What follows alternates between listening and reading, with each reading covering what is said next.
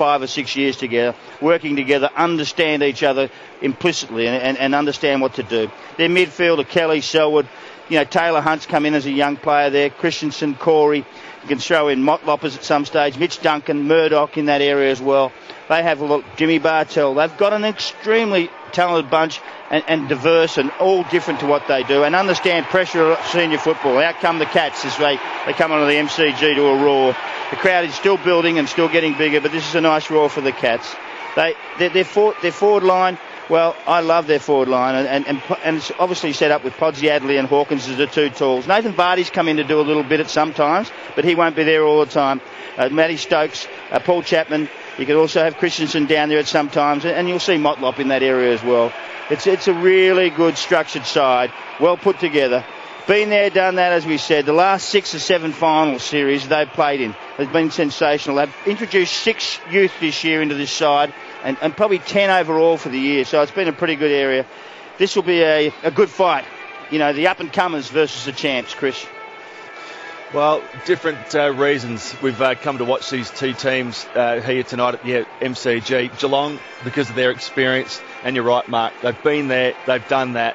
3 premierships in the last 5 years, but they're also now blessed with some youth in the team. They've really got some great young players in the team. Christensen, already a premiership player, but then you look at Motlop and Duncan and Murdoch, and I really like Murdoch. I know that he's still got a fair bit of work to do on his kicking skills at the moment, but geez, he's got some pace and he comes off either a wing or a half-back flank. Their youth in the team has given them something. It's given them a bit of a spark to the older players in the team, and as the season's gone on, the blend, the ability to be able to actually put those two together of those young players has been terrific. And I look at the senior players in the Geelong team who really taken that opportunity of playing off that youth. Chapman, he's now up to 36 goals for the year. Pretty good score for Paul Chapman. Started the season very, very slowly, but his second half of the year has been terrific. And I think also Jimmy Bartell. It's been a slow burn for Jimmy this year. He's sets incredibly high standards. Hasn't been a poor player by any stretch. He's been a pretty good player over the course of this year. But as the season's gone on, his last month, he's just really started to build. And last week against the Sydney Swans down at Cardinia Park, he was absolutely terrific. He's got his ability to mark over head back. He's confident in the air. And there's certainly an amount of confidence around the Geelong team. Even though they haven't finished in the top 4, they've got an opportunity because they're in the finals, and now that opportunity is in front of them. What an experience for the Fremantle team. You look at the young players in their team, Fife and Ballantyne and Walters, absolutely outstanding. Stephen Hill.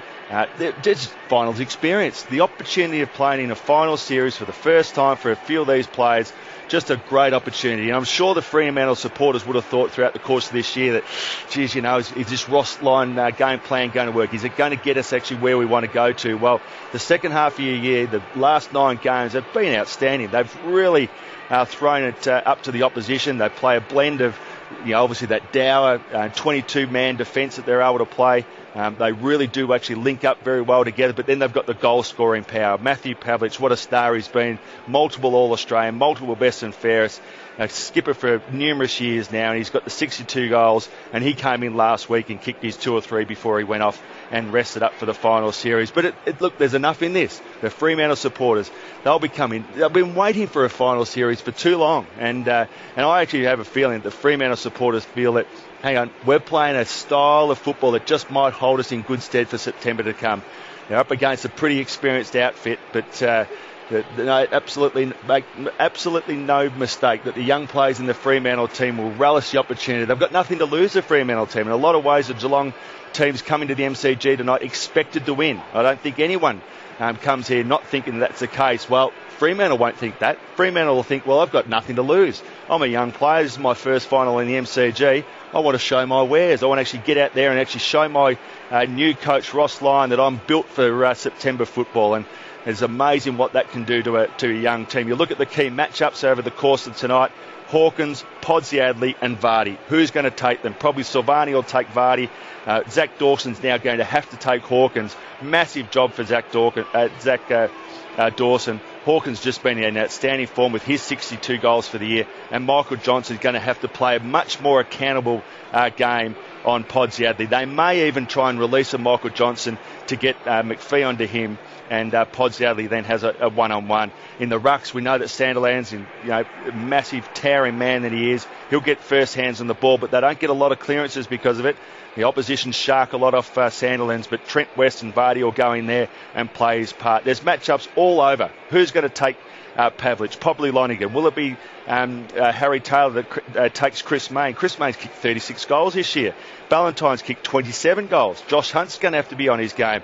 There's small little matchups throughout the course of tonight that will unfold, and whether or not the Fremantle young players can have that burning ambition for 4 quarters remains to be seen. Ross Lyon conducted his final address with his team out on the ground, just stopping the warm-up halfway through and calling them together and issue the last of the instructions and provide that last spark of inspiration. Yeah, that was interesting, I reckon, because normally the coaches said his words in the rooms and it's left to the playing group or whoever to rev them up the last minute out on the ground, but no, he got them in a tight huddle and away he went again. He may have seen something that he didn't like. May have seen some complacency with the way they're actually moving the ball in that area. He may have said, well, I just want to straighten these guys up because they're in for a battle against the best side, one of the best sides in the competition, and a one-on-one battle all over the ground, contested ball, all the little things that we talk about a million times over and over again that win finals. Forget about strategy, forget about all that. It's about you beat your man, and that's probably what he would have gone through. Well, you don't forget your first game of AFL football, no matter where it is. It could be at Metricon Stadium as an interstate player. But you know what? You never, ever forget your first final. So they'll form up for the national anthem out on the members' wing. One bloke who missed the point of it was Chris Mayne, who darted off into the rooms and came back after the final speech by the coach. I think he was a bit nervous, Drew. I think he might have had a nervous one. Okay, so it's a blustery night. Certainly the flags on top of the scoreboard being given a workout. It's dry for the time being. And the Cats, who have stood in this position so often in final series in recent times, face up to the Dockers. And the AFL's master of ceremonies tonight is David Mann. Ladies and gentlemen, the Australian Football League and Premier partner Toyota welcome you to the second elimination final. Would you now please join with the coaches, players and umpires as we stand for the Australian national anthem.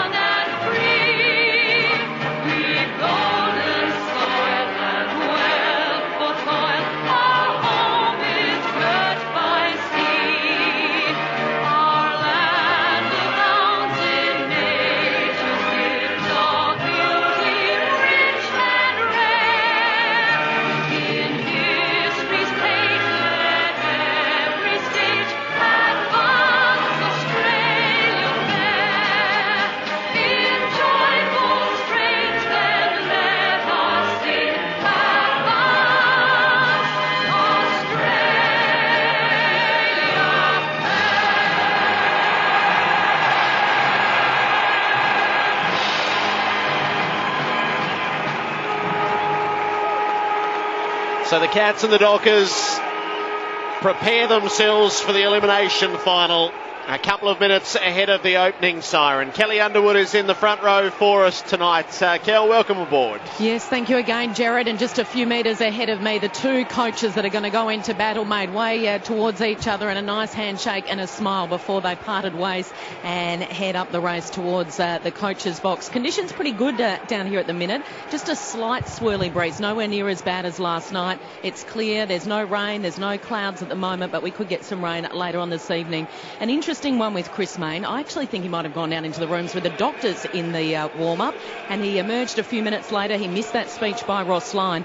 Went over to Ross Lyon, a quick chat, and he pointed towards the hip area. So that might be one to keep an eye on. The subs tonight, just repeating for the Cats, it will be Simpkin. He comes in for the suspended Steve Johnson. Will start in the subs vest. The bench, Murdoch, Duncan and Motlop. And for the Dockers, it'll be Subin. The starting bench, Mazungo, Barlow and Walters. Very much looking forward to this one, Jared. How'd the toss go, Drew? Matthew Pavlich won the toss for the Dockers, and they'll go towards the city end in the first quarter. which is the same way as the toss winner last night went. Nick Maxwell went that way. You look at the flags and you'd think they're kicking into a 90-mile-an-hour gale, but it circulates around here so much. I think they get protection at the city end of the ground, and it's probably easier to kick goals there rather than at the punt road end where we saw a lot of bad misses last night. I thought they kicked the ball pretty well last night in those conditions. It was a really blustery night, wasn't it? Yeah. They did hold up at, I reckon Drew's point is really well made there, the way the ball held up at times. Mark McClure, who are you tipping? No, I think the Cats will win, but I'm really looking forward to watching Fremantle play in their first final for some time. Not for some time, their first final couple of years, but under a new coach, and they're starting to grow as a team. So I'm looking forward to that. Be very wary of these blokes, I tell you. Chris Grant. The Cats for mine, and they're all walking out to the positions now. What a great feeling for this young Fremantle team. I think the Geelong team will win, but just a great opportunity for these young kids. Drew Morford. I'm going for the Cats, but I can hear a Freo chant going up already, so I don't know how many of them are here, but they are certainly making themselves heard. The Freo fans actually claim credit for the Collingwood chant. Is at the final where they got belted at the MCG, they let the Freo chant rip around even though they were losing, and it was a couple of weeks later that the Collingwood fans adopted it and made it their own in the grand final for whatever any of that is worth. Is at the final where they got belted at the MCG, they let the Freo chant rip around even though they were losing, and it was a couple of weeks later that the Collingwood fans adopted it and made it their own in the grand final for whatever any of that is worth. Counting down to the opening siren here. One, they're out for the season. One goes on to Adelaide next Friday night. This is the second elimination final. Geelong and Fremantle on Grandstand AFL. You with Drew Morford. Lonergan on Pavlich. Sandlands wins easily in the middle, but guess what? Selwood roves for the Geelong. Can't come clear with the possession, but a hand pass is slung forward in the direction in the centre of the ground, and Mackie gets the kick up towards centre half forward for the Cats. Working hard is Chapman. Hand pass to Selwood. Another touch. He bounces the ball deep inside the 50.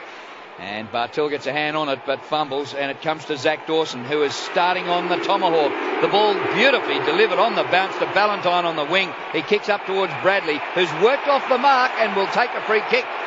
Kepler Bradley in between wing and half forward.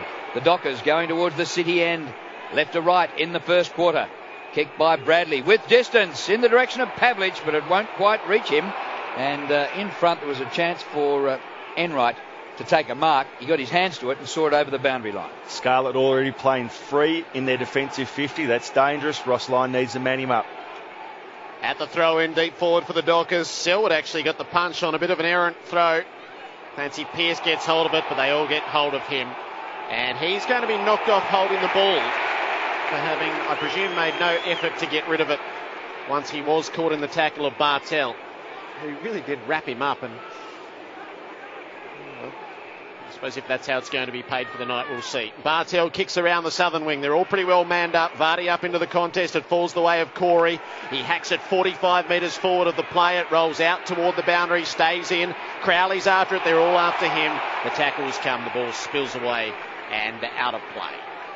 And I can see a fair bit of purple over there in the Great Southern Stand. So it looks like plenty of Dockers supporters have made their way over to Melbourne to watch this final.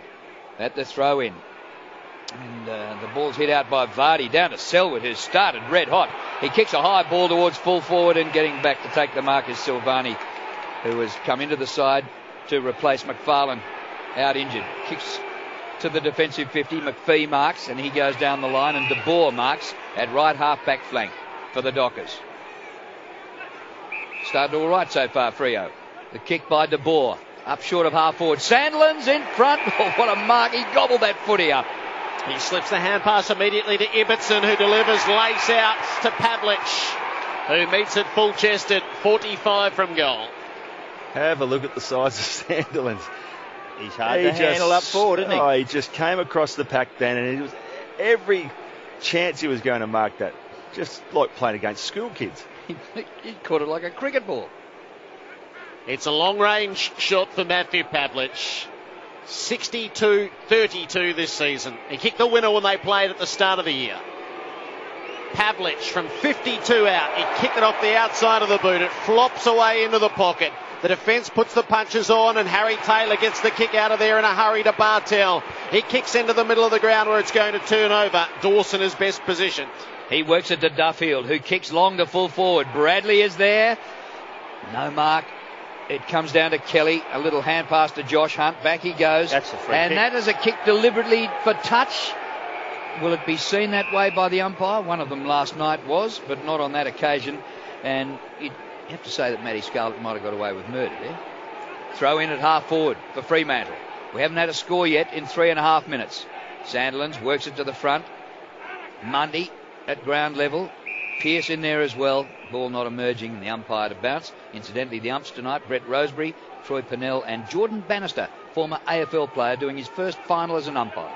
So Harry Taylor had Bradley when they first lined up, and Lonergan's with Pavlich. Enright had Ballantyne. In the stoppage, Mundy's able to wedge some sort of kick out of there, and it is effective as Walters takes the mark. 2 kicks out from goal. He pulls the pass perfectly into the line of Pavlich on the lead. And for the second time in 4 minutes, the Fremantle skipper can line up for goal. Just remember that name, Michael Walters. In the last 6 or 8 weeks or 10 weeks, he's been special, very special. And the vision there to hit Pavlich up with a beautiful kick and dissect the traffic in there was just brilliant. This is a much more gettable shot for Pavlich. He's angled ever so slightly further to the right, but much closer in. Pavlich from 35 gives the Dockers the start they so desire. The first goal is there after 5 minutes. Well, they've started very, very well, and Pav's had 2 shots at goal. One was poor, and that was just beautiful. But his leading is beautiful. You know what? He leads in the middle of the ground. He leads up through the middle of the ground. Doesn't go wide. You don't see him go to the boundary. It's exactly where you want him to go, and he's a target, and the ball attracts to him, and all of a sudden he goes back and kicks the goals. That was just beautiful by Michael Walters. Brilliant stuff. Sandland stuff before, and he took a mark up forward. Be wary of him. They've got some very dangerous players, this Fremantle side. Kelly. Nathan Vardy straight down into the rooms. A problem with the left knee. First goal for the Dockers. They lead 1-0 after 5.5 minutes. Sandilands camped under this bounce. He hits it down to Crowley, who is swamped. It's not going anywhere. Selwood applying a tackle. Eventually the ball does spill out to Kelly. His hand pass popped up in the air. Barlow intercepts, but loses it straight away to Mackie, who's bowled over. No breathing space in there. Contest all around the ball, and the umpire comes in for another ball up. Fremantle a goal to Pavlich. Geelong yet to score. 6 minutes played. Crowd probably only in the 40s, something like that. And the visitors have some friends in the stands. McPhee and Chapman have been busy fighting in the Geelong forward line. Towed out of the stoppage by Selwood, but not to advantage. The ball coming through. Hand pass was ineffective. Trent West stood in a tackle, and the umpire to come in and bounce again. The emergency umpire has been out. Trying to become Chapman and McPhee. They stand placidly next to each other from the time being. Up the field, Taylor Hunt gets it from the stoppage. A kick that got through Docker's hands in the middle. Podsiadly to Kelly. Got under the kick, but it will be effective. It floats to Selwood. Has a look at the forward setup. Bartel is dashing. Deeper still, though, is Hawkins, who sets himself. Dawson does enough to make a spoil. Hawkins not out of the play. He went sideways to Bartel, but missed him. And it's out of bounds in the left forward pockets. Selwood coming to the bench for the Cats already with 3 touches. Kelly's got 3. Here's the throw in. Danger spot here for the Fremantle defence. Solid work around the ball. Grabbed by Stokes. Spills out. Kelly. Can't give anyone a possession. Well, Kelly gets a little kick. Chopped off by Sandilands. Little hand pass to Fife, who kicks to defensive 50. Could be dangerous here. The bounce all important here for Geelong. Enright is there. 55 from goal. He gouges it back. It is socket up the ground by Main. Taken by Josh Hunt, who thumps the catch to the goal square. It's touched through and goes through for a behind. The first score to Geelong, taking 7.5 minutes. Fremantle a goal, Geelong a behind. That was Michael Johnson. He just pushed it through over the back of his head. Smart play. Kick in from Duffield. He's cleared the defensive 50, but Mzungu had to handle a half volley. He did it well on the second touch. His kick, though, coming out as ordinary. Podsiadly gets to make the spoil. It came the way of Christensen, who was in Motlop. As soon as he got it, he was in a tackle. Reefed out of there by Barlow, who's knocked off his kick by Motlop, and he's lost it. Christensen puts the Cats back to half forward. Mackie marks, plays on, didn't beat the tackle, gave it up to Duffield. And he's in a stern wrestle with Bartel as they go to ground. Spur in there also. And it will be bounced 50 from the Cats goal. Drew, this is a similar scenario to what happened to North Melbourne. They just blocked them up and blocked them up and blocked them up. So they're really going to make it hard for the Cats. The bounce at about the 50. Cats in attack, but hard to win clean possessions. A hand pass comes out the back to Mackie. Hurried kick to full forward. On the bounce, taken by Ibbotson. He kicks them up towards the centre square. Bit of work off the ball. It comes to Ballantyne, who's quick, and he'll need to be here. He works really well against Murdoch. Works the ball to De Boer, who passes down to Pavlich, who was knocked out of it by Lonergan. No whistle on the play. Lonergan thumps to the boundary line and wins a stoppage for the Cats. Dockers a goal. Cats are behind. Kelly Underwood. Vardy's still down in the rooms, and the message's gone out to the sub Simpkin to start warming up down here. West knocked it straight down to Mundy, who gets through the traffic superbly. Kicked to full forward. Pavlich marks, plays on and runs into the open goal. Pavlich has a couple. Lonergan was left lamenting on the turf, and Pavlich, after he took 2 steps, had a look at the umpire to see if he got away with it. And he did. 2 straight to a behind. It's looming large, the big Pav. He's in everything. Every time it goes inside 50, they've got numerous options, but at the moment, and maybe that's a good thing, early in the game, go to your most experienced player. Put it on his shoulders. Ask him to stand up. You've got young players around him in Main and Ballantyne and those types of players. I think Stephen Hill's down there, Ibbotson. Just a great opportunity for Pav to stand up as a skipper. Well, 3 times it's gone in his vicinity. Guess what? 3 marks, 2 goals. Kelly Underwood. Vardy's back out there. The left knee, though, is very heavily strapped. Pavlich started the game level with Hawkins in goals, and he's gone 2 ahead straight away from the middle. Knocked forward by Corey for Geelong. Chopped off by Ibbotson. He works it across to Mundy, who had good vision to find Barlow. Terrific hand pass up towards the logo centre wing to Bradley. He pokes a short pass. Ballantyne dives in, gets there on the Yorker length, and Bradley followed up. Gets it going forward again. It comes to Main. Back to Barlow, who penetrates the 50. They get after the ball. Hunt is there. Josh Hunt sees the ball to the boundary line. There were some claims that it was deliberately out of bounds. It was under pressure, but it'll be a boundary throw in the forward pocket. Dockers, 2 goals. Cats, 1 behind. Thrown back into play. Bradley took front position, knocked it down to Corey. Disposal wasn't effective. Ballantyne tried to get through. Nancy Pearce couldn't get through. And it's a real jam. Spur gets a hand pass in against the boundary and tried to follow up. Selwood was dispossessed. Mundy gets hold of it. High ball up towards full forward, and Ballantyne arrives in the pack to take the mark. Wow, has he been busy? Oh. He has been incredibly busy without having a possession. And that's important. So we'll get the set shot at goal. Took a while to rise. I think he bounced his body rather jarringly as he landed ungainly in that pack. Landed on the base of his spine, I reckon. But geez, his endeavour for that ball was incredible. 45-degree angle to the left. Hayden Ballantyne from 40 metres out. That drop punt is perfect. And it's a perfect start for Fremantle. They have kicked the first 3 and comprehensively jumped Geelong in the opening 12 minutes. And the little lovable rogue is right in everything. He's had his head in everything. He's diving on the ball. He's putting pressure on opposition. You know, he was protected beautifully there by Michael Walters, who just blocked a couple of players out of the way. You know what? Freo are starting to learn how to understand a team football, and that's what you have to do. And the way you've got to actually propel yourself with the ball with reckless abandon, and that's Ballantyne through and through. And I tell you what, he can finish it off with good skills too. Stephen Hill on the boundary line, getting the hamstrings worked on. He hasn't had a touch just as yet. But Fremantle, a great start. 36 possessions to 26 and 3 goals to 0. The bounce favours Vardy.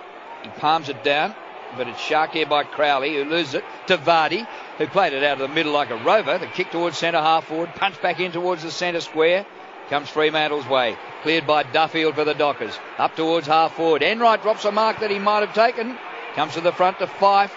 Gets the hand pass out in front of Crowley, who runs onto it and soccers forward, all the way to full forward. Bradley is there, beaten to it by Taylor, who slides in. He works the ball across, and now Murdoch for Geelong. Loses control of it. Main snaps, but he won't make the distance. And Josh Hunt is on the behind line to take a defensive mark. 18-1, Freo lead. Short pass to Enright, wasn't without its risk. That's 50. Enright did take the mark. She's held up by Barlow. Short ball. Scarlett outside the defensive area for Selwood. Good interference run across the front there by Fife. Enough to jar the footy loose. Mundy is onto it now to Barlow. He gives some ground to Pearce. Kicks around the corner. Crowley works inside the 50 and he takes the mark. Well, one side's really desperate and are really hammering in. The other side going, well, I think we're going to have an easy night tonight. Well, you're certainly not going to have that, Cats. Playing like a team, like they've got nothing to lose, aren't they? Throwing themselves at everything. They've taken full toll so far. Ryan Crowley from 46 metres out. He's hit it sweetly enough. And it gets better and better for the Dockers. Now 4 straight to 1 behind. And the Cats are left with a prospect of playing handicap football, which is one of the ills that they thought they had cured. They've arrived on a mission and they're delivering at the moment. The challenge for Fremantle now will be just to, continue to actually push the ball forward the way they've been able to do it so far. The chance up, the Freo chance up, 4 goals. Can you believe it? 4 goals to 1 point. The reigning champs, the raging favourite coming into this game, have not scored a goal, and Fremantle have 4 of them. There's a whistle off the play before the bounce, and it's a Dockers free kick at centre half forward. Josh Hunt. That's De Boer, isn't it? Is pleading his case. De Boer takes it, gets the hand pass to Mundy, who's on the run. He kicks it a mile. Oh, it's just about into the goalpost. Still in the field of play. Hand pass comes back out into the field of play, and now Harry Taylor leaps high and knocks it over the behind line for a rush behind to the Dockers, who go to 4-1, leading Geelong 1 behind. 15 minutes gone. This is one-way traffic so far. At the kick in, Josh Hunt went for distance. Chapman dropped the mark at half back, but his arms were chopped in the process. The Cats look for some run. He goes long down the field for Vardy, who's made good position. He glides in, but he drops the mark. Sandilands repels for Freo. Hand pass to Ibbotson. Over the top to Pearce. They can link up all the way down the field. The kick goes 50 metres further down. Hill takes the mark. Main leads in the pocket. The kick finds him right on the boundary. That is brilliant football. They had short options all long. They went the long. But they had clear options all the way down the field. Now Chris Main. This is the most difficult shot so far. From outside the boundary. 50 out. He's going to go for the pass, and Walters gets himself clear. So the Dockers catch the Cats napping. This is supposed to be a team built on defence. Inside 50s, 10-5 Dockers. Michael Walters now with the responsibility. It's a better angle and he is closer to goal. The man on the mark is set 25 out. Michael Walters on the approach. He guides it near side. 4-2, 26 Freo. 1 behind Geelong. 17 on the clock. Cats have their work cut out here. It's sudden death. The loser bows out for the season. Kick in by Josh Hunt to the 50. Mackie takes the mark. Fremantle have won 8 of their last 9 games coming into this final series. Cats have won 6 out of their last 7. Kick by Mackie towards centre wing. McPhee just glides across in front of the pack. He juggles it, but he takes the mark. Kick by McPhee. Perfect for Bradley, who marks way over his head down towards half forward. Kick and a half to goal from here. Cats defence all get back. 18 players in one half of the ground. Kick by Bradley to a pack. Stumped away from Fife. It comes to Ballantyne, who's ridden into the ground. Boundary throw in. The tackle took him out. Good tackle by Chapman, but it is going to be a throw in the pocket here for Fremantle. Monopolising the ball, Freo. A lot of players up at the stoppage. Sandiland's got his hand to it. Bartel kicked it in a hurry and he coughed it straight up to Spur. And the Dockers have got loose man wide of the pack. Johnson is up from half back. This is unbelievable. It is unbelievable. It's almost a nightmare situation for Geelong at the moment. Another shot on goal against. The deficiency at the moment is they can't get the ball in their hands, and when they do, they're running at 44% with their disposals at the moment. Michael Johnson, this is a long-range shot. He lets fly from 52. He hit it terribly, and it scuds away and through for a behind. Freo by 26 points. That was the kick of a man who's kicked 3 goals this season. The kick in, taken by Taylor Hunt. Too slow. Deep inside defensive 50. That kick wobbles a bit up towards half-back flank. Ibbotson in front, can't take the mark. At the front, Kelly. Ball jolted out of his hands. It comes to Taylor. Ballantyne in there, fighting hard for every possession. And now the ball is blocked in. Crowley putting the tackle on Kelly, and the umpire will bounce. And this is Jordan Bannister, former Carlton. Won by Sandlands perfectly. Down to Hill. Hurried kick up towards the 50 and inside. Taylor grabs it. Harry Taylor for the Cats. Christensen flies high. Nearly takes the mark, but not paid. It spills. Duffield's kick. And Pavlich marks again. 35 metres from goal. A chest mark this time. And he could have a hat-trick before quarter time. Well, he's carrying all the expectations on his shoulders, the big Pav. And the midfield's on top. The whole team's on top for Fremantle, but they need someone to finish it. And this fella here is just an absolute champion of the game. Oh, he's the go-to man. Kick it in my direction, I will mark it. I'm the most experienced player in this team. I want the pressure on my shoulders. He's lining up for his third. I fancy he's getting a bit of protection from the stands down there at the City end. This kick for goal is straight through the middle, never deviated. He's got 3 straight. And Fremantle, 4-3-27, lead Geelong 1 behind. And they deserve their lead. They've been outstanding. They're confident in each other. They move the ball well. There's numbers around.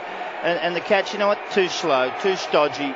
Came here thinking they're going to win the game quite comfortably. They're up against a pretty damn good side, and we've seen them a few times and saw them build. And Drew and I saw them against North Melbourne, and after that I went, wow, they are a different side than I've seen before. And now Geelong are experiencing what a side they are, because they are terrific, and they got winners in every part of the ground. Pick up your game. It's about time you started to play the game, because you are going to be on your way home and Mad Monday next week. It's 32 points, time on of the opening term. West gets his hand to it. Fife had a little kick at it, didn't go far. West nudged it forward for the Cats. Duncan released it up to Corey, who's in a tackle, had to let it go. Barlow's brought down by West in a good tackle. Sandilands pulls it clear though, so the Dockers win the clearance up the half forward. Pavlich flew, he almost brought that in. Off the ground, Mundy tried, he didn't succeed. Murdoch ran into him with his head down. Gathered by Bartel, tremendous tackle from Main as Enright threatened to get away. Pavlich with the don't argue. Hand pass now to Fife, the tackling a bit more intense, but errants. It's a high tackle from Enright, and Fife comes up with a free kick. It's too far out to score himself. Walters is making dummy runs deep. He's going to set it up long in the Ballantyne. Mzungu at the back. Gee, he had a good fly at it. It got through his hands. It's a behind. All the scoring being done at one end. It's the Dockers by 33. Inside 50s are now 15-5. Cats just can't get it out of there. Dockers have put up a wall. 36 players in less than half of the ground. Josh Hunt doesn't know where to go with his kick in. So he goes short of the 50. It bounces. Oh, it's a tough ball out there for Duncan to take. He's lost control of it. It comes forward for the Dockers. Hand pass by Spur. Back to De Boer. Further back he goes. Hill close to the boundary line. He centres. Good pass. It's knocked to the front. Chance for Ballantyne to rove. He's swamped by Enright. But he gets it out.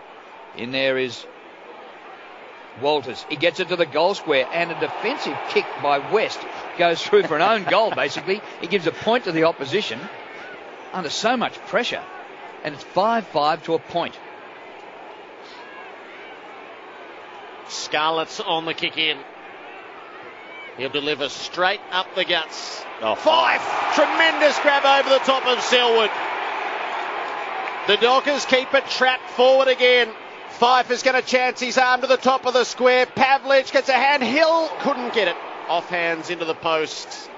Threw a boot at it. Any sort of contact would have beaten the post for a goal. Not to be. 35-point leaders. Could have broken his leg on the goalpost too. This is a phenomenal performance by Fremantle. They've got. If you have a look at the ground, they have got a full court press. Every player's up. They're pushing down. They've got nowhere to go, and they keep messing up their kicks.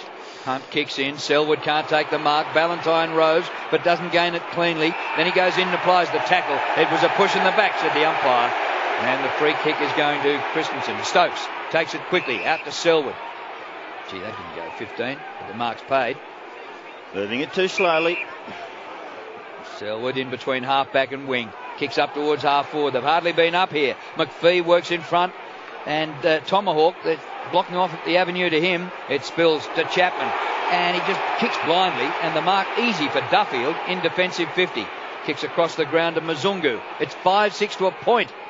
They've got Geelong at absolute 6s and 7s. The kick to Walters out of the defensive 50. Brilliant kick. Main is going to run up onto the bouncing ball. Murdoch closes. Main gets his kick up for Pavlich, who slides in and marks yet again. 5 marks already. He was up looking to play on. He's cooled his jets, the skipper, for a moment. And now Pavlich puts it in deep. Trusts Bradley to have a fly at it, but Taylor from the side gets there, gets his fist on the ball, sees it out of bounds.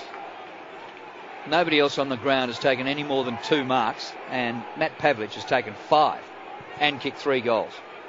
Here's the throw in, 35 from goal. Worked down by Bradley and cleared out of there by Taylor Hunt for the Cats. Stokes gets a good hand pass and puts Corey out in the open. Hand pass to Kelly, who cruises towards the wing. He puts the ball out in front, and Vardy trying to run onto this, but he's too slow, and the first man back there is Silvani, who works it towards the boundary. Deliberate. It was West. That is a joke. And Silvani's been knocked off for playing it absolutely beautifully. And it's a free kick to West, 52 metres from goal, starting outside the boundary line at the punt road end.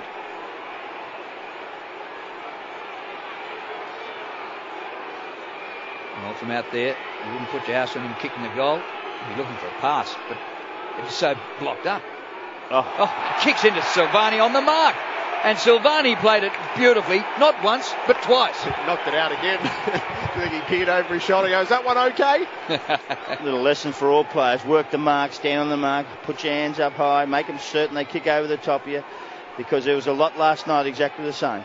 Yes, that is very much in keeping with this opening term. At the 50 for the Cats, Sandilands pulls it out to Mzungu. Great little hand pass to Barlow to open up the play. Kick beyond the middle. Bradley against Scarlett. Scarlett made the spoil. It's all on the crumb though. Enright gets it up to Scarlett. He'll work it out to Lonergan. They're all swarming at him though. Had to get it in a hurry to Enright. Bounced it into the middle. Selwood had a little bit more time than he thought, and he used it well. Kick for Podsiadly. Not a great hand pass to Chapman, who has to turn away from goal. Drifted to the hot spot. Dockers with the extra numbers back though. And Clancy Pearce takes the intercepting mark. Incredible opening term by the visitors. Pearce with a pass across the ground to McPhee.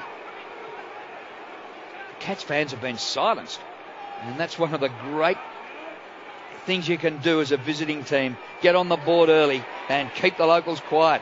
Sandlands works it down to the front to Ballantyne, up to Crowley. A beautiful hand pass out in the open to Walters. Takes a week to gather it, but he's got support outside from Hill. Hill gets to 55, now 50, pings for goal. Disappointing finish. It's a behind. They are slaughtering the Premiers at the moment. It's 36 points, and it could be so many more. Bartel marks the kick in. Short ball for Joel Corey. Gets the hand pass away. Motlop into the middle. Chapman stood his ground against De Boer, who was closing hard, and Chapman rises holding the back of his left leg. And have a nasty corky. Uses it sideways for Corey. We're inside the final minute of the term. The Cats have kicked one solitary behind. Bartel takes the mark up on the wing. Time running out to score a goal. He tried to hand pass to Corey, who ran past behind him, and they mucked even that up.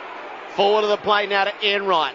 Backward to Bartel, who fumbles. It's astonishing stuff from the reigning Premier.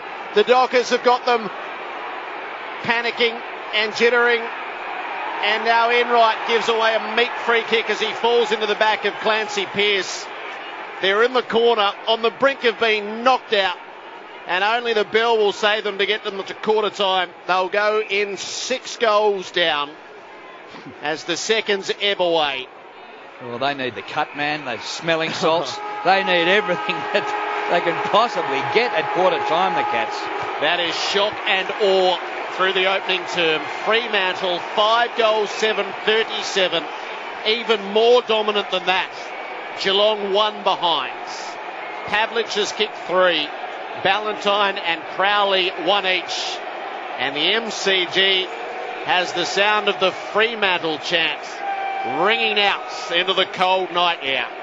The Dockers by 36 points. This is Grandstand AFL on ABC, local radio, news radio, and Grandstand Digital. Chapman was grimacing when that siren went a few moments ago. He limped into the huddle. He's got a corky in the top left of his hamstring, but he refused any medical treatment in the break, and he will play on. So it's the Dockers by 36 points. They kick to the punt road end, and Sandilands wins the opening tap of the second term. Down to Mundy, spreads it out to the members' wing for Hill. Hill has a look ahead. Main was on the first lead. He goes longer than that. Sandilands went forward. West has put the punch in. It's all Dockers, though, at the drop. Fife uses Mundy. Great evasive skills. Kick to full forward. Ballantyne was in the chop. In right, dropped the mark. Hand pass from the turf. Selwood is doing his work down in the back pocket. And he kicks just for the clearance. Duffield keeps Bartel away from it. Hill had a chance. They left it there for Spur at the back, but his kick going forward is cut off by Kelly. James Kelly at half-back flank. Kicks over the wing. Podsiadly interfered with before the ball arrived. It's against Silvani. And J-Pod has the free on the members' wing. Umpire explaining the hold of the arm before the ball arrived.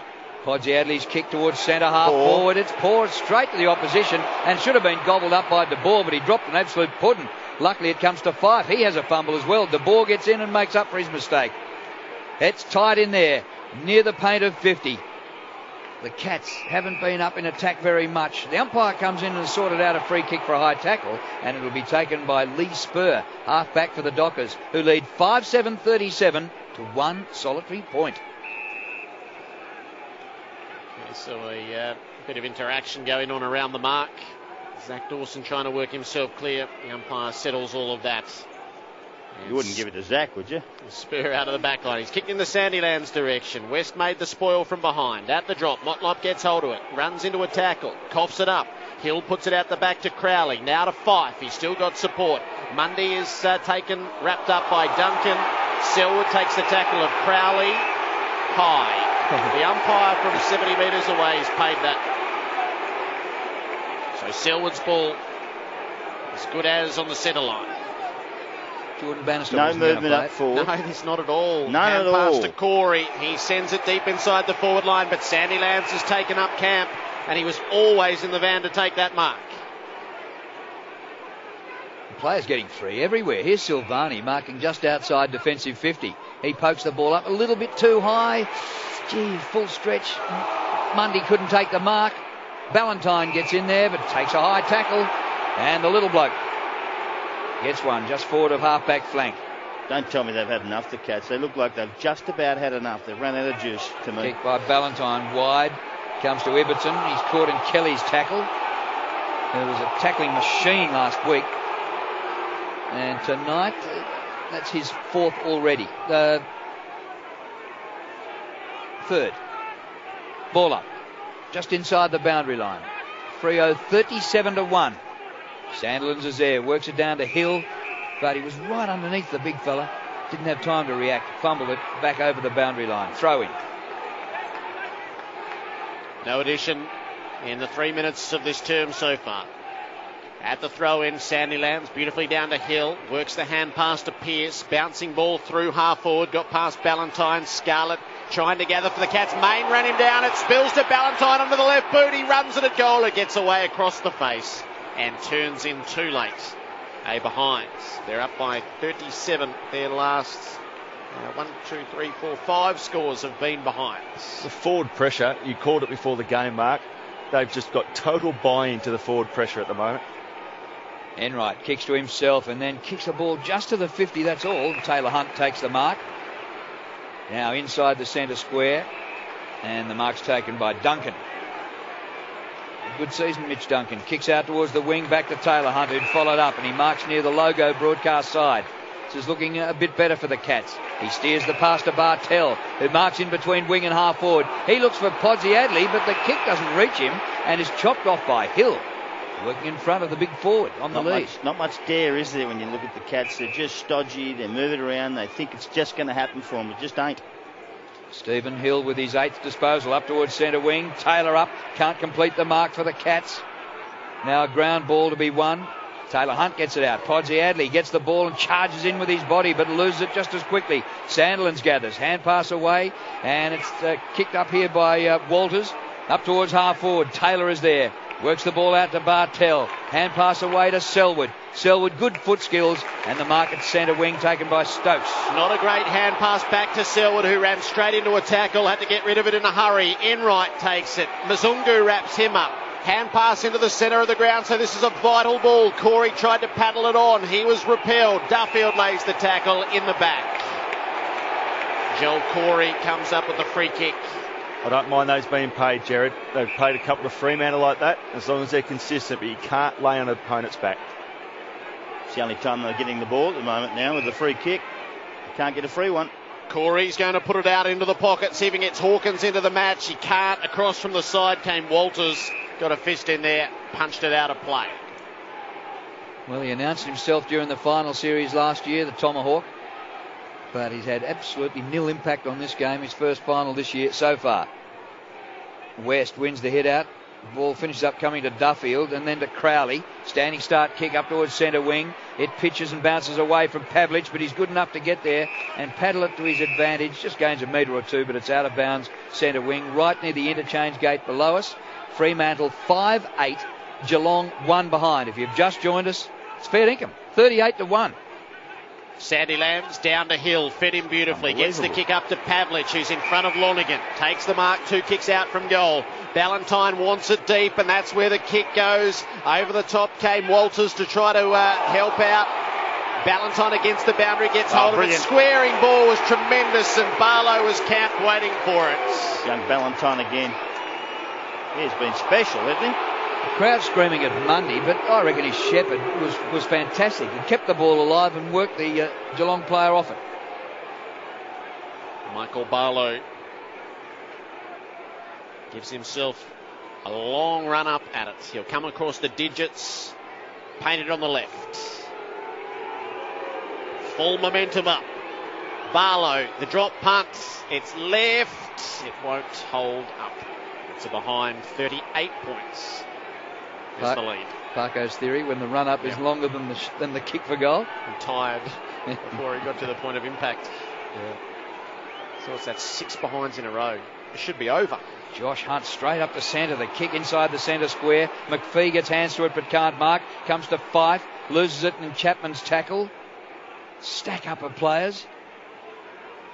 Ooh, down goes Mundy. He loses it as well. Stokes for Geelong. Just hurries a kick out of there. Good punch by Mzungu. Gets it going the purple way. Oh, it comes to Fife. He's a beauty. On to Main. The pass is too low for Ballantyne, but Main follows up and gets the crumbs. Ridden into the ground. Ball, say the Cats fans. I don't know what they're talking about. Cleared out of defence by Murdoch for Geelong. Back inside the centre square. Oh, great mark. A great mark by McPhee. Had to stand under it, Drew, didn't he? And he stood there in clean hands. Really well played. Deep inside the centre square. Kick by McPhee. Ballantyne. He works Hunt under the ball, but it gets behind them. Goes towards the boundary line. Harry Taylor is there. Out it goes. Forward pocket. Fremantle attacking again. 5-9 to a behind. Here's the throw in. Free kick. Geelong's way in the ruck contest. West. It's the only time they get it, Drew. Anytime they get it, Jared. Kicks around the southern side. It's not a great kick. Duncan tried to get rid of Ibbotson to take the mark, but he dropped it, and it spills from his grasp out of play. The only time they get a kick on their own is a free kick. Every other time they're getting smashed. Freezer 8-6 Cats. Thrown back into play. Bradley's doing the ruck work. He did it well for the Dockers. Put it underfoot to Pearce. Kick up for Main. Couldn't quite mark up off the top of the grass. Scarlett with a hand pass to Enright. Kicks in a hurry around the southern wing. Freo had the numbers here again, though. Spur was able to knock it down, and Duffield works through the traffic. It's a beautiful kick to half forward. Barlow marks. He gives it to Mundy. Pulls the kick for De Boer. He had two choices. He could have gone for Main. He went for De Boer. And Mackey's injured his knee in the back play here. So we'll get the kick and then bring Kelly in. So there's no change in the flow of this match. And it's only that the Dockers haven't been able to convert. 14 scoring shots. This is the 15th. And De Boer rams home the advantage. It's 44 points and growing. 6-9 to 1 behind. Well, if you hadn't been here live, if you're not here live, just have a listen to this. This is unbelievable what they're doing here, Fremantle. The Cats is trying. They've been a star side for a long time, but they're nowhere near the side of this Fremantle side. The Purple Haze has just dominated completely. The Cats cannot get one free, but every time they pick up the ball, you find that the Fremantle side has 2 or 3 free. The Cats aren't working hard enough. Their chips are thrown in. They are done and dusted in this game. I can't see them turning it around at all. This side is desperate to win the Fremantle side, and they look like they're going to romp home. Sandlin's in the middle, wins the hit out. Shark by Kelly of the Cats. He thumps them forward. Good punch away by Silvani. Comes to Duffield outside the 50. Oh, puts it down in the tackle, I reckon. Here comes Josh Hunt. He's been knocked off holding it. No, it's out of bounds. It'll be a throw in. No, he's been knocked off through. It is the free kick. Fozzie Adley's persistence won him the free, but he's a long way from goal. Steers the pass to Hawkins, who marks near the boundary line about 48 metres from goal. Now, come on, Tomahawk. Bit of magic here. You've got to get the Cats' first goal. Degree of difficulty, 9.8. But boy, do they need you.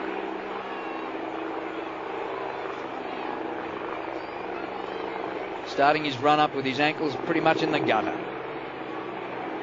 At the city end, southern stand side. Tom Hawkins, 48 out, misses to the near side and through for a minor score. It's their second behind. It's worth a round of applause, and they get it. 6-9 to 2 behinds. Doubling your score. Darfield's on the kick in for the Dockers. He's gone long beyond the defensive 50. Taylor Hunt got himself in front. Spur grabbed him over the shoulder. The Cats with a chance to go back inside the 50. Kick is for Stokes, who came out hard. Hawkins took the crumb. Hand pass to Christensen, floats it across the face of goal, and Ibbotson gets over the top of Chapman to make the spoil and get it out of play. Kelly Underwood. Andrew Mackey limped off. The problem with his left knee. It looks like he got a knock to the top of the knee, but he is walking up and down on the sidelines. Deep forward for the Cats with Stokes injured over to the side of the action as well. There's a lot of bodies here, and still the Dockers win it away. Pearce was able to put it through Hill. He kicked beyond the defensive 50. Now the Cats should have numbers. Stokes has reinvigorated himself after the loose ball. Hand pass to Scarlett. Back into the congestion. He's gone very wide and put it out of bounds on the full.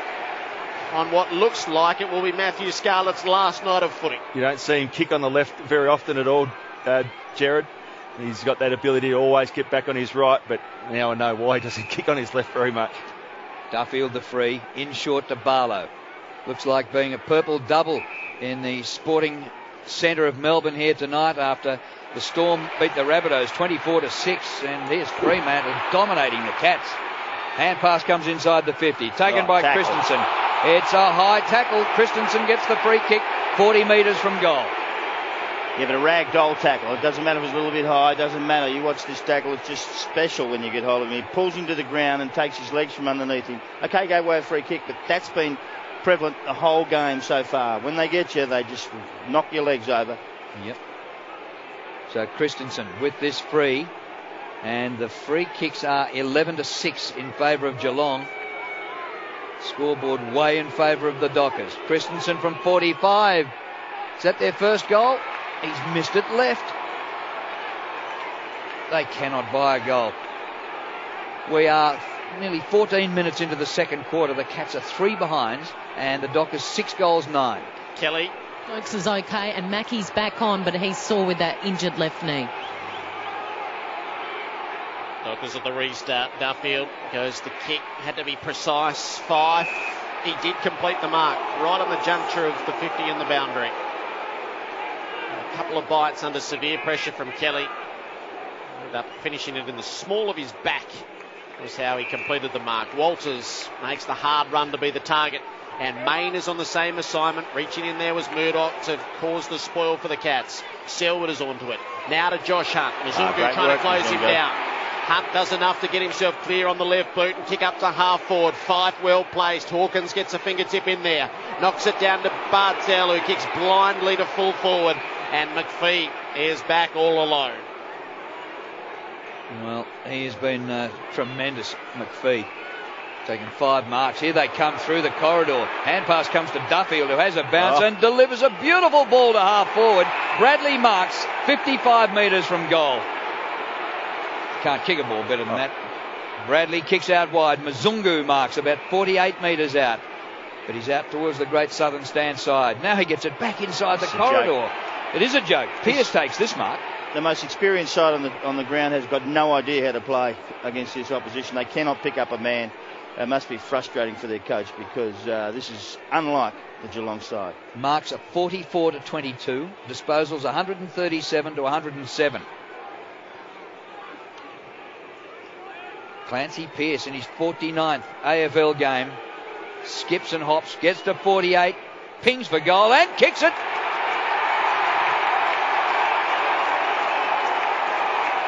Wow, 7-9 to 3 behinds.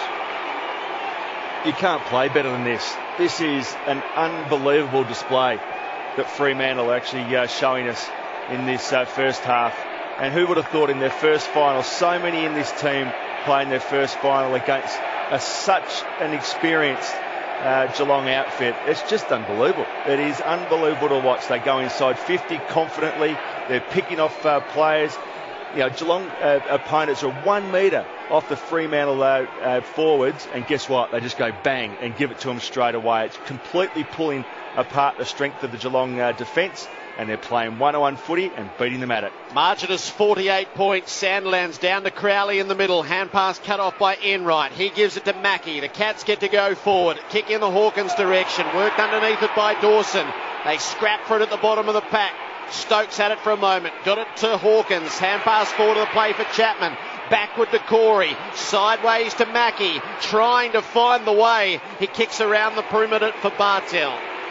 He's a true centre half forward. There have been moments in big games where he has been able to deliver on these. If only the Dockers were in Hawthorn jumpers, he'd be kicking this. So Bartel is assuming the responsibility, as he is wont to do. Will take his absolute best from 55 out, launches into it. It slews away right and helped through over the behind line by the Docker defence. The Cats still goalless halfway through the second term, down by 47 points. Well, questions. Is this game over? Is the season over for the Cats? Is the era over for the Cats? 3 flags in 5 years. Be a few retirements at the end of this. Just outside the 50. Here come the Cats again. Duffield reaches the bouncing ball. A sleight of hand there to Dawson. He's pulled off his kick and went about 2 metres. Spills to Christensen. He centres the ball and Mackey marks in front, 45 from goal. Well, Zach Dawson, dumb handball. Well, it was a silly handball by Duffield, but Dawson shouldn't have called out for it on his right foot. He's got virtually no left foot, let alone a right foot, and he's caught on the outside boundary line. Duffield's given it to him, and he's duffed it. That's exactly what he's done. Mackey to break the duck for the Cats. 48 metres from goal, and at last, at the 18-minute mark of the second quarter, they get their first goal.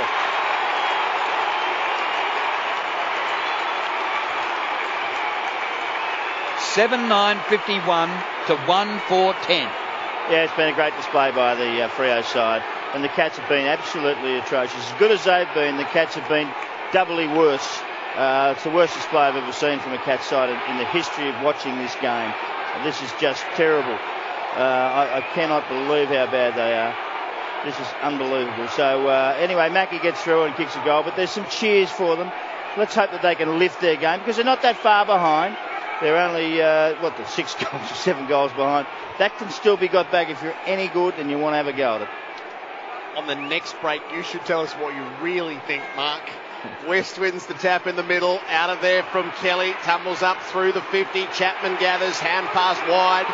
Duncan is trying to run onto it. He's got plenty of company. Kept the hands free. Hand pass to Mackie, who slips over. The moment pass. Crowley kicks it for the boundary. The umpire says throw it in. I'll tell you what I really think. I think that Hawthorn will be odds on now to win the premiership. That's where I really think. A little bit of purple in the heart of all brown and gold fans tonight. Tap from West, beautifully down to Selwood, who'll swing it up to full forward. Podsy Adley, Vardy over the top. He got his hands to it. He didn't hang on. At ground level, Ibbotson had it fed to him. Well, we nearly panicked with that. Chapman dropped the fingertipper. Silvani trying to get through. Chapman wraps him up. The Cats have clearly lifted their rating to try to drag something back here, and they trap the ball 35 from goal. Geelong supporters willing their team, trying to get the best out of them, trying to inspire them. Chance here for the Cats. Ball up 30 metres from their goal. West knocks it down to Selwood. High tackle. Yes, right in front. He can draw a free kick for a high tackle. There is no doubt. There's none better. But they're all there. It was Mundy over the top. Joel Selwood for 2 goals in a row now to the Cats. Is this the start of the long climb back? History's 12th disposal. The drop punt is home. Cats 2-4. Dockers 7 goals 9. Well, here's the challenge in red time for the Fremantle young players. They've just got to hold their nerve. It's not far to half time. You know that a good side's always going to come back. You can hear the crowd. The Geelong crowd are trying to get the best out of the team, screaming at them, trying to get them to lift. And now here's the challenge. As much as the Geelong team's got to challenge the scoreboard, they've got their second goal. The Fremantle players also have to hold their nerve. Kelly Underwood. It's like the sleeping giant has come awake finally down here, Jared. The crowd is right into this. Joel Corey came off a little concussed. He got a high kick to the head, but he is back out there. Margin is 35 points. Bounced in the middle. Sandilands guides it down. Corey straight back into the play. He was in a tackle, had to release it. Selwood got taken high again. Another one. He popped the hand pass out the back to Josh Hunt. Flicks it on to Enright. Forward of the play to West. He's got a couple of steps space. He uses it with a long kick in the Vardy direction. He collapsed the wrong pack, I'd say. Stokes hand pass wide, looking for Podsy Adley. Throws it onto his boot. It drifts to full forward. Duncan jumps in at the side of the goal square to take the mark.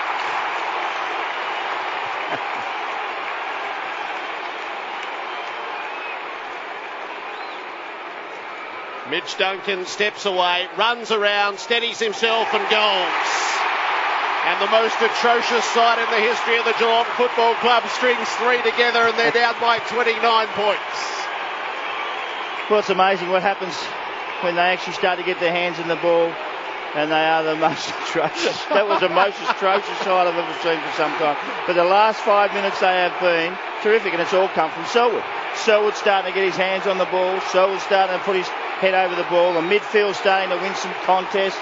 Makes a difference. Jimmy Bartow in there doing what he has to do. Joel Corey, all those sorts of things. So it is an incredible turnaround. When you watch the difference between 5 minutes ago and the last 5 minutes, it's chalk and cheese. It was 51-4, but the Cats have kicked 3 goals in a row. Bounce, not very high. Sandlands wins it down to Mundy. Main close in there. Couldn't grasp it. Barlow over the top of it. They get him from all angles. Play on rules the umpire, just alongside the circles. Oh, this is ugly. On and on and on it goes. It is not football what I'm watching here. Again, play on. Hand pass gouged out of there by Mundy. Does come clear eventually. Ibbotson kicks to full forward. Pavlich roving in front is Ballantyne. Pavlich over the ball. Gathered by Enright. Kick goes nowhere. Good trap by Mzungu.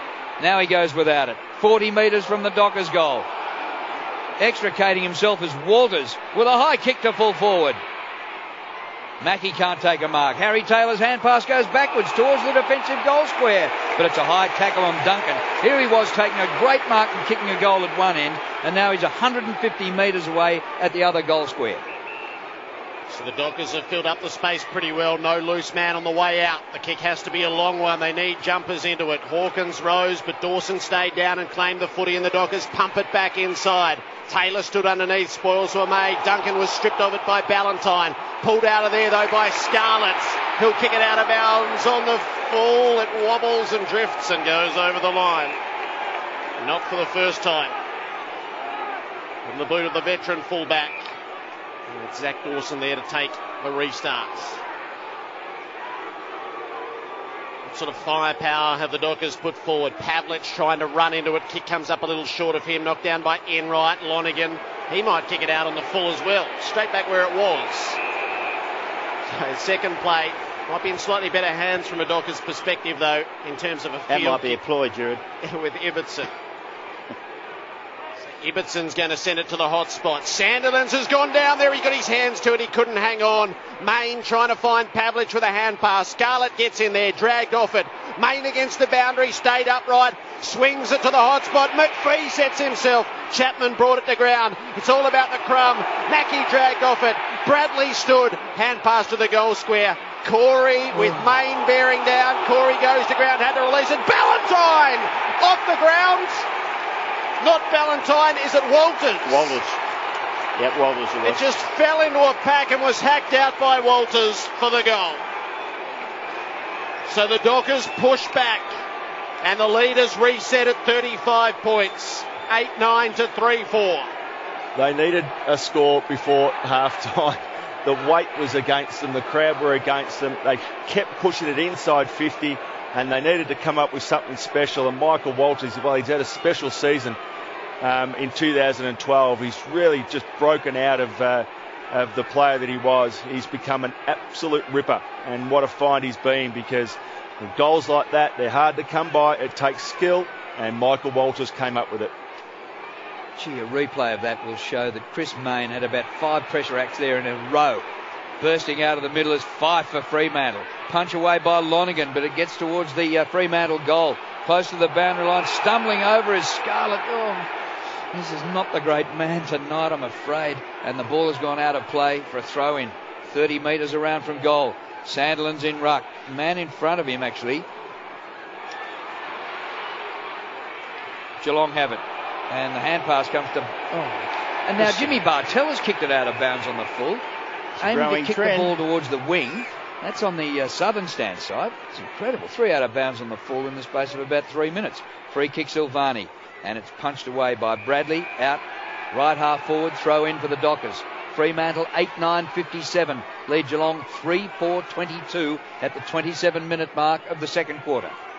Thrown back in. Sandy Lance probably brought that down. Mundy dragged off his kick. Kelly's kick was smothered by Hill, so it stays in the pack. Five's hand pass was intercepted by Christensen, who fired it onto Bartell, who gave it to Selwood, and now on to Stokes, who kicks beyond halfway for Podsiadly.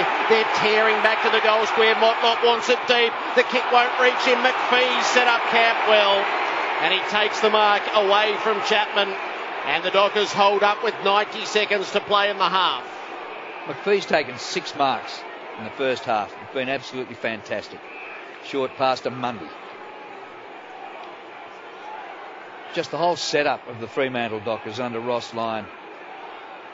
It's just come good in the second half of this season. The pass short of centre wing. Sandilands had a chance to mark but dropped it. Scooped up by Bartell.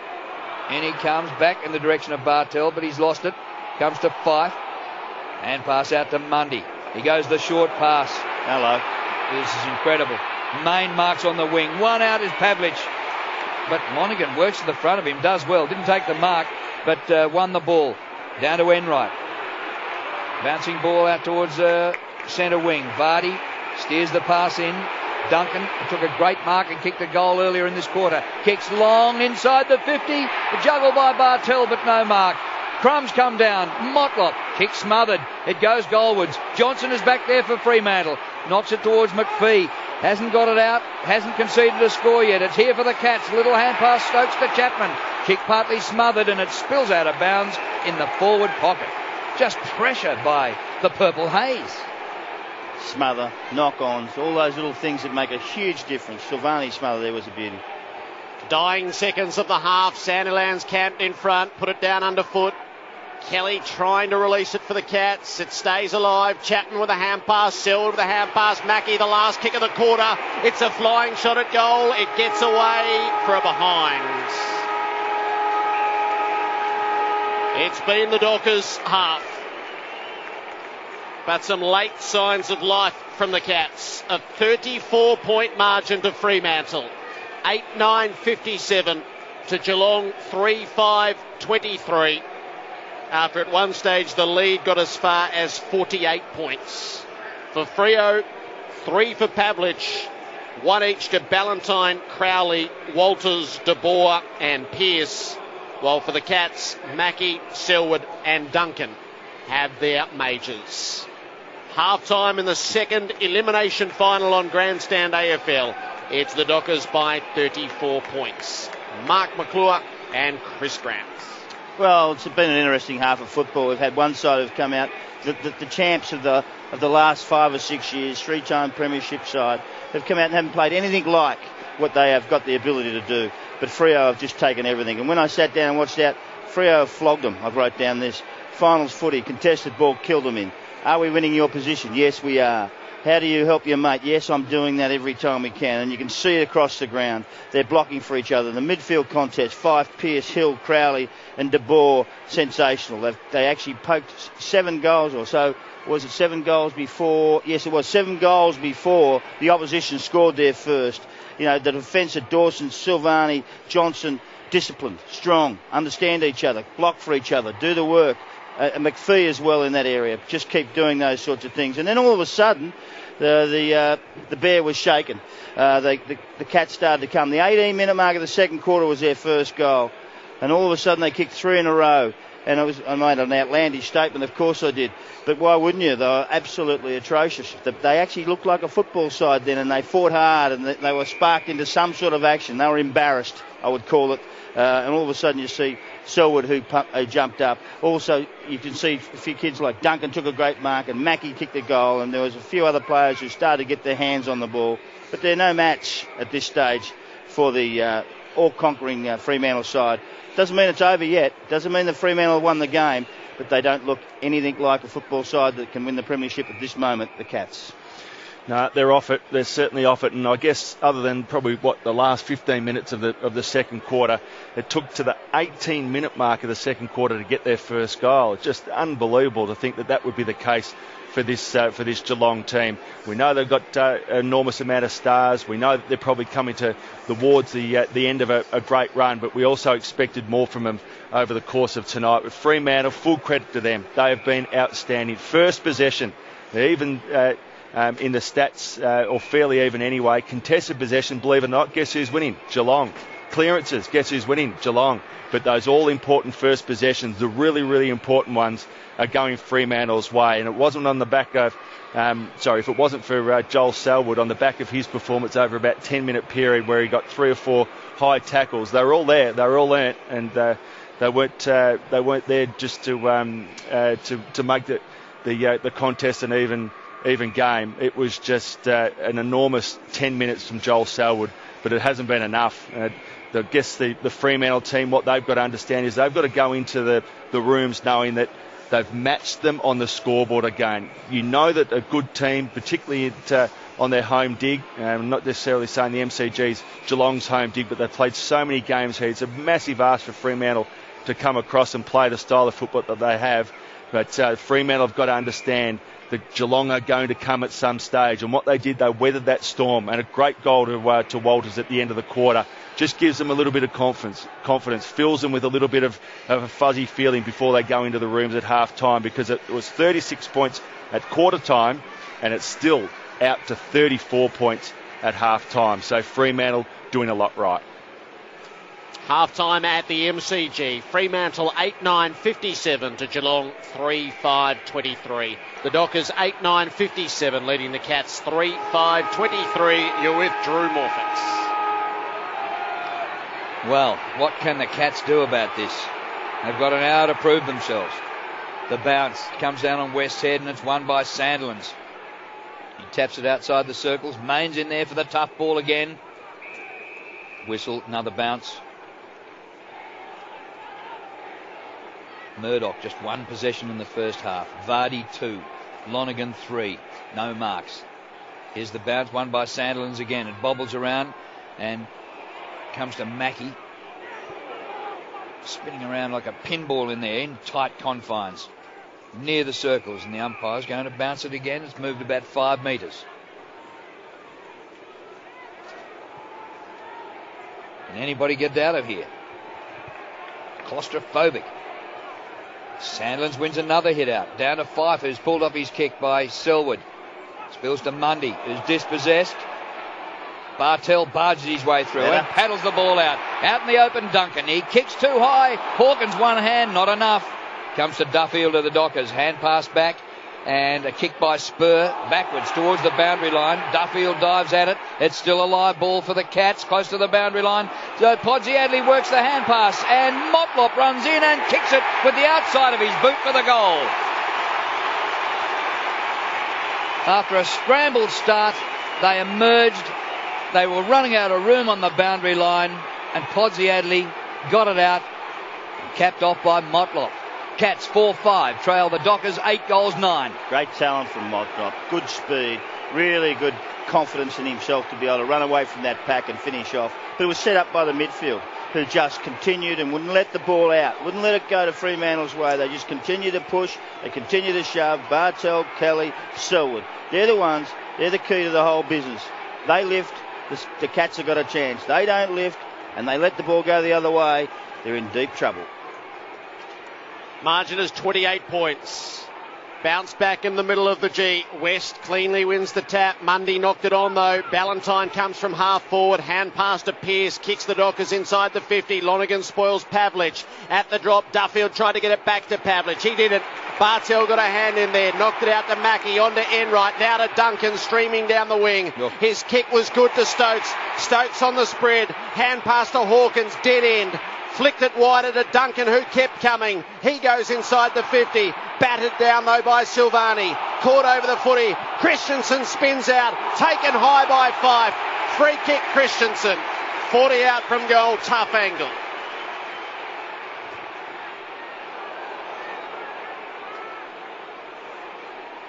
He'll be 3 steps in from the boundary. And Alan Christensen settles himself. Cats have kicked 4 of the last 5 goals in the game. From 40, Christensen nudges it at the target and misses across the face. It's a behind. The margin is 27 points Fremantle's way. But a positive start to the second half by the Cats. Gives them some hope. Johnson kicks in, or it could be dangerous. Chance there. Hands to it, Murdoch, but he couldn't complete the mark. He's been totally outplayed and absent in his first final, but he's going to get a free kick. 50 out on the boundary line. Former Glenelg player, the youngster, 20 years of age, puts it to the top of the goal square. Chance punched away by Sandilands, through for a behind to the Cats. He's an awesome presence, Sandilands, massive in all these packs. Margin 26 points. Duffield on the kick in. He's watched the spread. Now they're starting to doubt themselves. He's delayed a long time, and now he'll just go the roost in the Sandilands direction. So that's the get-out kick. The punch is made deep back inside Geelong territory. Spur gets it though for the Dockers. Hand pass to McPhee. High ball to half-back. Mackie grappling with Hill. Came onto the ground. Podsiadly hand passing close to Selwood. He feeds it out the back to open the space for Duncan. He'll put it up to the 50. Hawkins in at 3 against him. At the drop, Stokes. He runs it at goal and runs it through for a goal.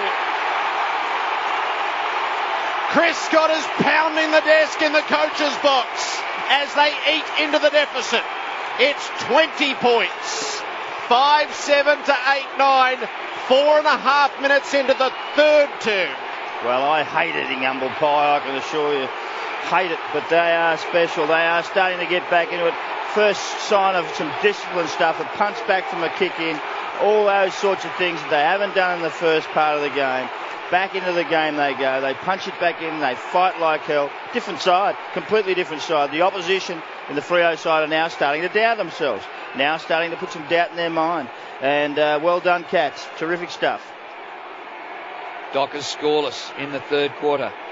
Couple of quick goals to the Cats from the bounce in the middle. Grabbed by Fife for Fremantle. He kicks to centre half forward. Pavlich another chest mark. And Lonergan being completely outclassed by Matthew Pavlich. He kicked 3 goals in the first quarter. Pretty much absent in the second. And he's lining up now for goal number 4. Taking a long run up for a kick that's going to be from about 49 metres out. City end. Strange to say it, but Fremantle probably need the steadier, because the Cats have come out firing at the start of this third quarter. Pav actually kicked from about 53 and makes the distance. What a kick! Phenomenal goal. How many in the competition could have kicked that? 9-9 to 5-7. You're absolutely right, Drew. What an amazing kick. An amazing first quarter that he had. Well, guess what? The skipper had to stand up again. It's twice in the game, right at the start and now at the start of the third quarter, because the Cats are coming. They know they've gone into the dugout at halftime. They've spoken. They've readjusted a few things. They're starting to get a few things right. Well, the skipper for Fremantle had to stand up again. They had to settle his young troops. He needed to go back, and he let fly from just outside 50 and made the distance. What a ripping kick. Only the very best do that.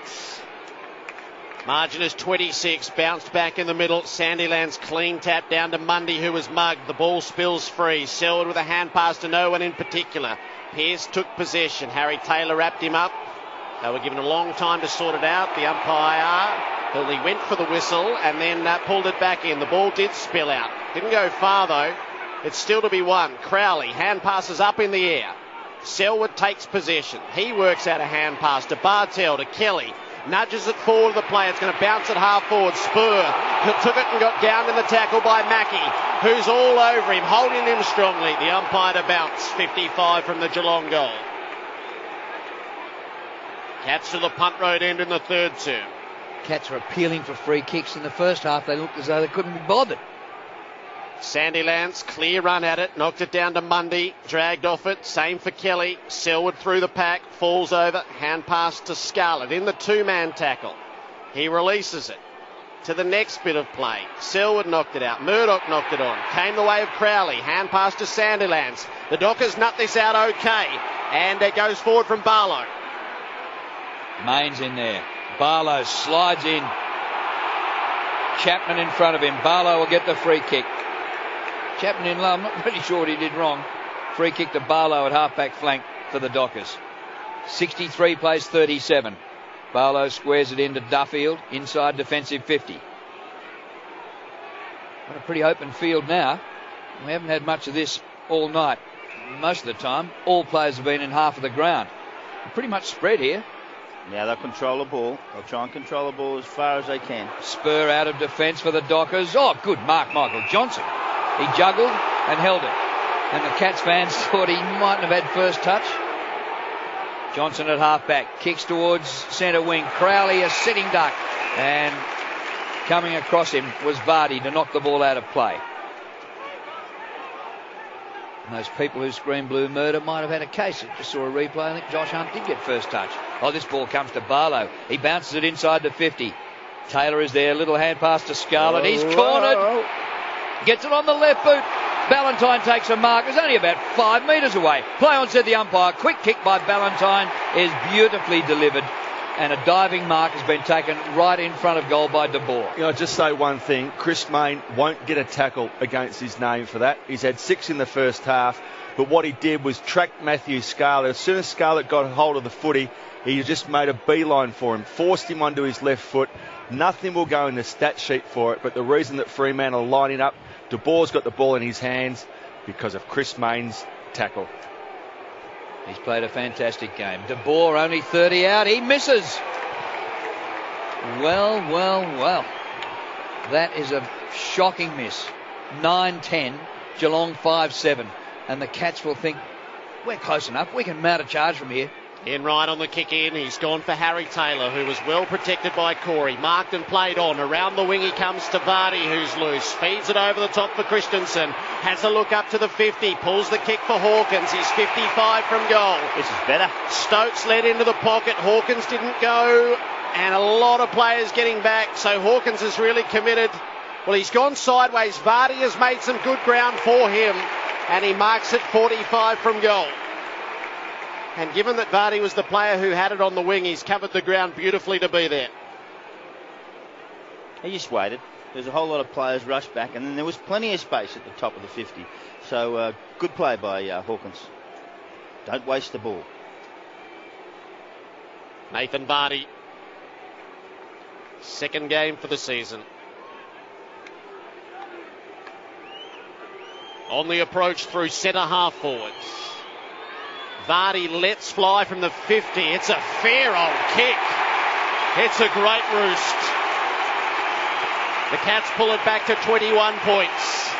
And De Boer's miss carries extra significance now as it goes down the field. 6-7 against the Dockers, 9-10. And now we see the Cats start to get some of their teamwork back in. Corey Enright Shepherd starts to push his player out so that Harry Taylor can take a mark, and then they move the ball down the ground and hold the ball right to the end of the goals, from the kick in to the goal. Not one other player touched it but a Cat. That's the sort of play we're used to seeing from the Cats. That's the sort of stuff we understand that they can do, and they know they can do. It's taken them a while to get there.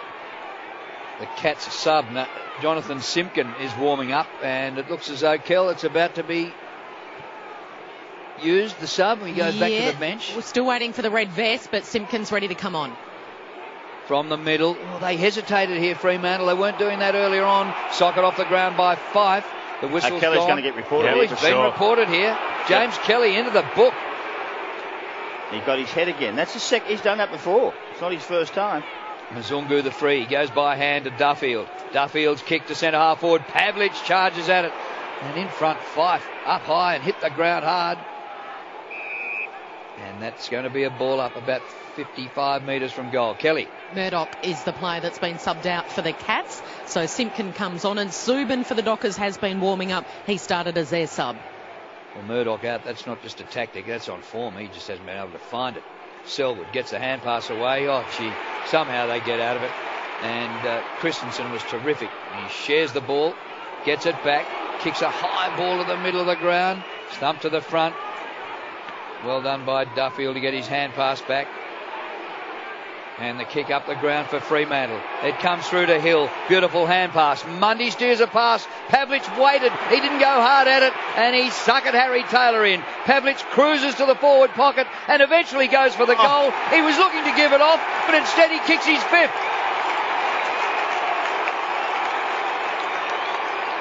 What a player, Matthew Pavlich. That was sleight of hand. 10-10 to 6-7. He had one inside. I think it might have been Mundy or inside him, and he just looked at him. He said, yes, I'm going to do it to you. And all of a sudden he just kept going. No one came at him, and he put it through. The great players kick bags of goals in finals. We saw Cloak kick some last night. We also saw Buddy Franklin kick some last night as well. And now we're seeing another one in Pavlich.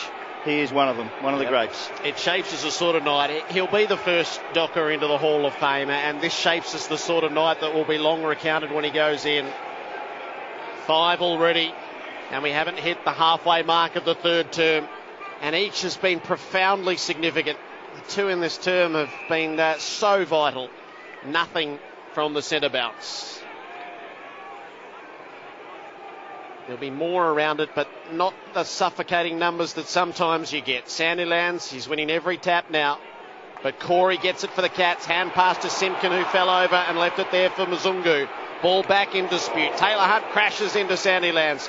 Bartel, a hand pass to West. The kick didn't go far. Hill gets hold of it, and his last touch was important. This one equally so. Floats it around the wing. Walters steps back inboard and makes Mackey look like a mug, then bounced and it didn't come back. So it was all for naught in the end. Selwood onto it for the Cats. Now Simpkin. Careful kick for Mackey, defensive side of the middle. Oh, but I love what Walters attempted there. Nevertheless, it's thump forward here for the Dockers. Sandlands has to do the work of a rover. He's on all fours, turf toe and all, near the circles in the middle of the ground, and eventually a tackle causes a stoppage, and the umpire will bounce. 70-43, Fremantle lead. 27 points is the margin. They led by 36 at quarter time and 34 at half time. Sandlands wins another hit out. Ball comes down to Pearce of Geelong. Who did come down to? Simpkin of Geelong. He kicks inside the 50. Here come the Cats. But they've lost it. Oh, then they lay a good tackle. Well done, Podge. The crumbs come away to Duffield. And Podgy Adley saying to the umpire, what about my free kick? Nothing doing. Dockers bring it up to the wing where they have good numbers. Fife had support. He used Crowley and got it back and goes down the line, and Ballantyne, he's herring inside the 50. He's had a bounce. He takes the shot and he drills the goal. That's just the lift that the Dockers needed. First Pavlich and now Ballantyne, and it will settle the nerves, but it re-establishes a decent break. 33 points, 11-10 to 6-7. Great call, Jared. Off the half-back line. They might feel hard done by the Geelong players. Maybe it was a free kick, but it goes both ways. You've got to make the most of your opportunities, and that's what Fremantle did. They ran it out of the defensive 50. Wasn't touched by any Geelong player, linked with the handball. Ballantyne, it was a great, neat little kick. I think it was Main or Mundy that got it over to him. And once he got into space, he ran to that position and just went whack for a goal. Sandlands wins in the middle, as he usually does. And Geelong rove it, as they usually do, to Sandlands' hit-outs. And Bartel tries to crash his way through and runs into a brick wall. Ball up alongside the circles.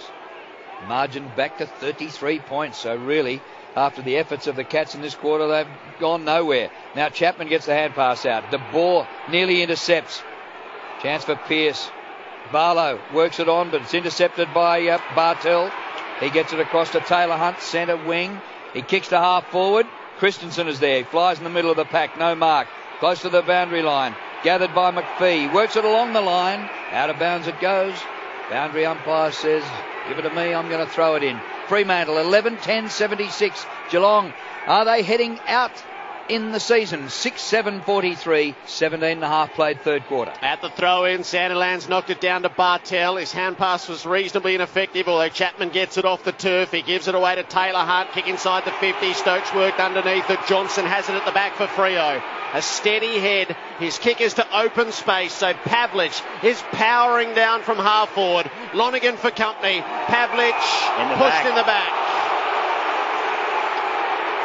Defensive side of the middle. It was a key win. The Dockers are running forward. It's not the best of kicks. Bartel got in front. Pearce claimed it over the top. Neither was paid the mark. The umpire waving his arms while the players wrestle each other to a standstill. Hacked forward by Chapman. Out to the southern wing. It's gone all the way across the ground. McPhee paddles. Christensen is with him. Christensen won front position for a moment. And off his boot, it touches the turf and rolls over the line. He's playing well tonight, Adam McPhee. Every opponent he's gone to, he's quelled them. And in the air, he's just been a tower of strength across half-back. They've kicked 3 goals each in this third quarter. At the throw-in, Sandlands wins another hit-out. And it comes out the back door to Hill. Hurried kick to half-forward. Lands onto the chest of Lonergan, who is pretty happy, I reckon, to have a breather from Pavlich, who's about 50 metres away. Lonergan's kick over centre wing. Dockers have the numbers. They work it to the front. Cleared by Bartel to Corey.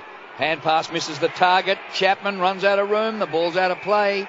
Geelong need those hand passes to be finding a target, putting a man into the clear so I can run onto it and find some space. They did that in the early minutes of this third quarter, but they've been reined in again. 3 goals each in the quarter. at the stoppage, spinning through as Hill puts it up to the wing. Mundy is onto it, and Hill's on the follow-up. He's fed beautifully. Pavlich has Taylor one-on-one. Taylor makes the spoil this time. De Boer, though, hit the crumb. Hand pass to Walters onto the left boot. He's bounced it through. Got it in at the right posts. And for all of what we've seen in 20 minutes, the Dockers are now further in front than they were at half-time. Fremantle by 39 points, 12-10 to 6-7. And when challenged, they respond. All of a sudden, they were really tough and hard early in the first half of the game. Freo, they actually out-muscled their opposition. And now they've started to come at the Cats. They've shown a flair as well. They've got plenty of that, plenty of talent. You knew that Pav was never going to be outmarked. The ball was going to hit the floor. De Boer was the second wave of players. It wasn't just one. There was a second wave, and that was De Boer. Ballantyne was the first wave, and then there was one running past, which is Michael Walters. Walters, 2 goals tonight. Sandlands wins another hit out in the middle. Might have been a free kick paid then. The umpire put the whistle away. Selwood gets the hand pass to Mackie. He kicks inside the 50. Hawkins is there, but a punch away by Johnson. The ball gets behind him, though. It comes to Spur. He hasn't got it yet. Chance here for the Cats in the forward pocket. Umpire's going to bounce. It's only about 10 metres around from the behind post. 39 points is Fremantle's lead. They've kicked the last 3 goals after they were challenged by the Premiers. And they're looking the goods again, the Dockers. Sandlands wins another hit out, but he knocks it straight to his feet. Doesn't clear the area. Another bounce. A lot of players around it. Deep left forward pocket for Geelong. Sandilands knocks it right into the heart of the congestion. And the ball is lost under all manner of bodies. No chance of it emerging. I suppose if he knocks it into the open, he's running the risk of Geelong getting a goal. So yes, just block it up as many times as you like and go all the way to 3/4 time doing this. There'd be 20 players around it. Sandlands does go for open space. He knocked it straight to Hawkins. And then the follow-up punch from Sandilands was added to by Dawson, so they clear the 50. Taylor had a good touch in there against Pavlich, but Enright's kick was smothered by Dawson. The ricochet, Harry Taylor got his way out of trouble, kicks the Cats back inside the 50. Vardy left, no mark. Bartell's kick is smothered by Spur. Falls the way of Duncan. His kick is smothered. The Dockers are getting their hands onto everything. They're still giving a little bit of ground, but Walters got taken high, and that's the reprieve they needed. Walters kicks across the ground, a dangerous kick. Josh Hunt makes a contest of it, wins the ball, steers the pass into Lonergan, who marks about 25 metres from goal. What are you doing down there?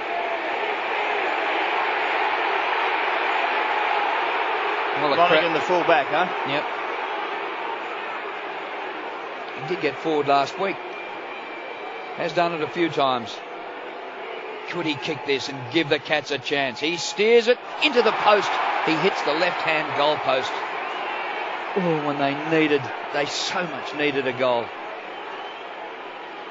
He's kicked 3 goals for the season. 12-10-82 to 6-8-44. Johnson on the kick in for the Dockers. Sandilands is the target. He's got plenty to fly against him. Brought it to ground. Crowley got hold of it. Hand pass to Duffield. Kicked it very wide and out of bounds on the full. So not able to get it up to halfway before conceding possession. Selwood. It's not really any way forward.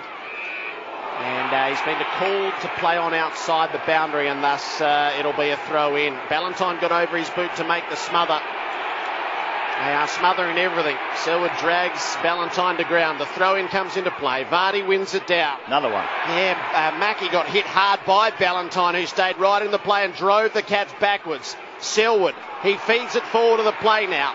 Taylor Hunt gave it to Mackie and got it back. Taylor Hunt takes a bounce, floats the hand pass to Chapman, darts back inboard, made them look like they were standing still, sideways kick to Simpkin.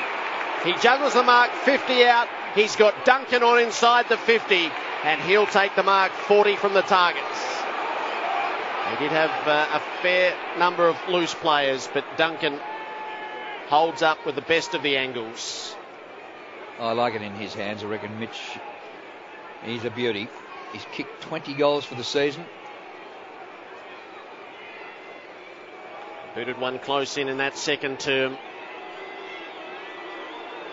This is a fair way out. From 48, Duncan hits it with the right boot. It's out to the right. It gets further away the longer it travels. 37 points is the margin. Duffield, short kick in, and Pearce takes the mark, back pocket. Goes over half-back flank. Michael Johnson outnumbered 2-1. Comes to the back. West paddles the ball into Duncan. Hand pass. Oh, missed Corey. He needs to find targets. Corey, buffeted off it by Sandlands. Well played, big fella. Spills to Mzungu, who kicks into the pack. It bounces back and is taken by Ibbotson, who kicks down the line. A high ball towards centre wing. Harry Taylor is there, working in front of Pavlich, his new opponent. Ball spills to Enright. His hand pass missed the target. Through comes De Boer at 100 miles an hour. Gathered by Mackey. An underground kick finds Selwood. Hand pass into Stokes. Hand pass to Christensen. He dodges and weaves. Gives it to Taylor Hunt. Gives it, don't argue. Gives the pass on to Simpkin. Kicks to full forward. And Hawkins is outmarked by Zach Dawson. Can't you believe that? It was 1,000,000 to 1. It was 1,000,000 to a Zach. Dockers come across into the opposite back pocket. Careful kick placed by Main, who is working down in defence. And Pearce has it 40 out from the defensive goal. There's 3 minutes left in the third term. The margin is 37 points Fremantle's way. Piercing kick out around the wing. And he picked out Barlow, who works it down the line for Crowley. So some steady possession for the Dockers. Crowley will hoist it up to the 50. Pavlich's going to have a few to fly against. Mackey gets across in front to take the intercepting mark for the Cats. Tries to find the way out. Kick for Simpkin. It's not a lot on for him. Southern wing is his option. He'll go for West, who's against Crowley, and the ruckman takes the mark for the Cats. Defensive side of the middle. They trundle forward up to the 50, and West is going to set it in that direction. Lonigan's gone down there, Podsy Adley as well. Silvani has spoiled, knocked on by Chapman. Inside the 50, Duffield came out, didn't take possession. Hawkins off the ground, stood in a tackle. Hand pass to nobody in particular. Kelly nudged it forward off the boot. Mzungu stood against him. Christensen wrapped him up. And the next one. Tackled to a standstill. 25 out from the Geelong goal. 27 minutes played, third quarter. 37-point lead to Fremantle, who jumped the Cats early, kicked the first 7 goals of the game. And we were thinking then we're virtually over. And the Cats rallied for a little bit, but, gee, they've steadied here. The Dockers kicked out of there by Fife towards the boundary line. It trundles over the white line, and they win a throw-in at half-back flank. Chris Scott getting TV shots of him looking frustrated in the box. Coached a premiership in his first year as a coach last year. Coming unstuck here tonight. Kelly wins from the stoppage. Gains about 30 metres down towards the 50, and it's out of play. Cats need it in play, in the corridor, in front of goal, and through the goals. They need it desperately. At the throw-in, Bradley took front position. He puts it down underfoot. Hill with a hand pass to Crowley. Back to Spur. Neat little sidestep to get himself out of trouble, and then he saw the options. De Boer was the best of them. Forward to half forward. Main against Scarlett. Main's covering the ground better than the veteran. He's fumbling though, and the moment might have passed for him. Hemmed in on the boundary. Hand pass to Pavlich, and it's over the line. 70 metres or so from the Dockers' goal. Scarlo looked a bit of a plotter in that race. At the throw-in, West wins the hit out.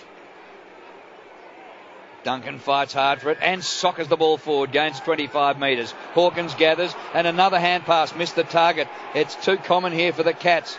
Stokes shares the ball with West, gets it back, but his kick is a half volley for Selwood. No good again. The efficiency by hand and foot by the Cats is just unrecognisable from the team that's been so good recently. From the middle of the ground, a hurried kick and a diving mark taken by Ballantyne on the 50.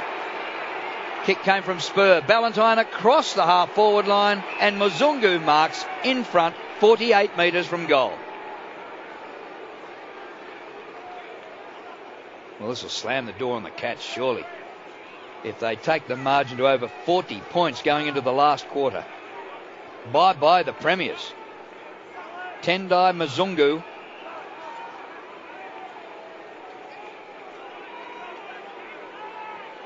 You can nearly ice this with still half an hour to play. 49 out. Drop punt. Close. No. Away to the right. And a behind. So, since he didn't nail it, I've got to say, well, maybe the Cats are still a chance. The margin is 38. More than 6 goals. Close to three-quarter time. They kicked the last 3 of the quarter, the Dockers, and held up extremely well. Geelong drew within 20 points and then 21. But the Dockers answered the call, and they lead by 38 at the final change. 12-11-83 to Geelong 6-9-45. The goal kickers, Pavlich with 5, 2 each to Ballantyne and Walters, singles to Crowley, De Boer and Pearce. For Geelong, they're all singles: Mackie, Selwood, Duncan, Stokes, Motlop and Vardy. Three-quarter time in the elimination final at the MCG. It's Fremantle by 38 points. This is Grandstand AFL on ABC Local Radio, News Radio and Grandstand Digital. So now to finish off the job. The Dockers by 38 points to run the blade through at the MCG. At the bounce in the middle, Sandilands and West. You'd probably give that to West. He won it straight down to Crowley, who was in a tackle, pulled out by Mundy, didn't go far. Again, a kicker smothered, this time Fife on the boot of Chapman. They all commit themselves. Main came through fearlessly, but all to no avail. The second bounce. Main's been doing that all night. There's probably a free kick in there too. Corey went up to try to nullify the tap of Sandilands. It came underfoot. Corey was over the top of it, got a push in the back in the estimation of the umpire. So he'll look to spread with a hand pass to Chapman. Crowley closes on him. Chapman onto the right boot. Low down. Mackie gathered the half volley neatly enough, but Hill had him in a tackle when he rose. Hand pass to half forward. Simpkin takes it. Ball is held to him in a tackle. And we get to the next stoppage, which is 50 out from the Geelong goal. I think we'd all like to see Geelong have a bit of a run on them so we can have a bit of excitement, but I can't see it. At the bounce, West tried to pull it clear. Sandilands succeeded in pulling it clear. He fed it off to Fife. Now to Pearce. Kick was smothered by Chapman. The ricochet bunted on by Duffield. Down to Johnson. Out around the wing he goes to De Boer. The Dockers a chance to set up. Valentine times his run away from De Boer beautifully, but De Boer kicked it into the man. It's a Geelong ball. Selwood gets one. Goes up and down the spot. Overrun by Bartell. Keep your eyes on the road, Jimmy. And the umpire's going to come in and ball it up. You're not allowed to say that. Front edge of the square. Comes to Chapman. He spirals the ball inside the 50. Mzungu, good gather of the bouncing ball. Oh, and Mackie, daylight robbery, steals the ball and runs it home for a goal.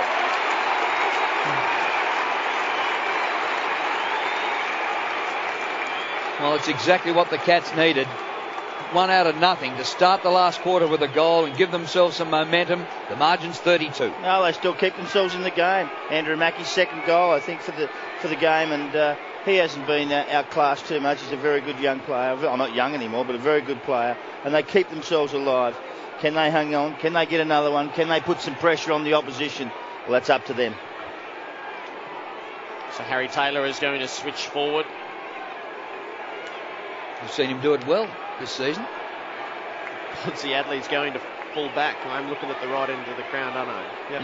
Ponzi Adley has gone to full back on Kepler Bradley. Desperate measures. In the middle, knocked away by Corey. West gets in there.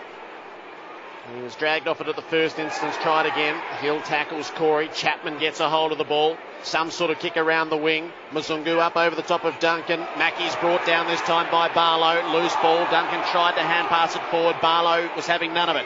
Hand pass to Crowley. Hit hard by Josh Hunt in the back.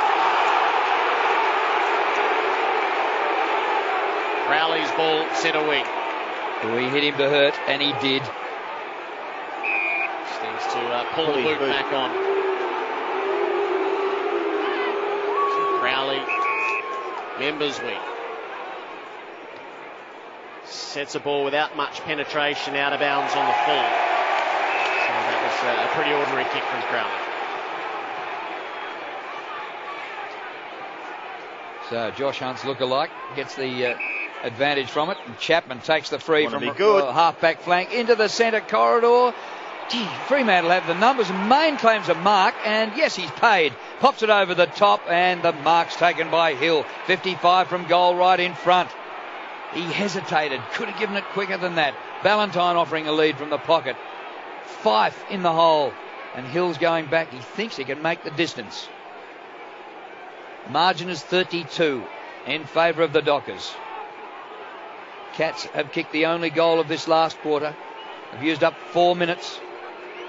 Hill kicks into the man on the mark. Touched by Selwood. It spills to Bartell. Off to Kelly. Straight up the centre of the ground. Shortest way home. Harry Taylor now on the forward line. Takes the mark. Gets the hand pass back from Christensen. But Taylor dropped it. He gives the hand pass on. Here come the Cats. Oh, clean bowled was Hawkins. He's had an absolute horror show of a night. It comes to Dawson. Now to Duffield. They're going backwards in possession.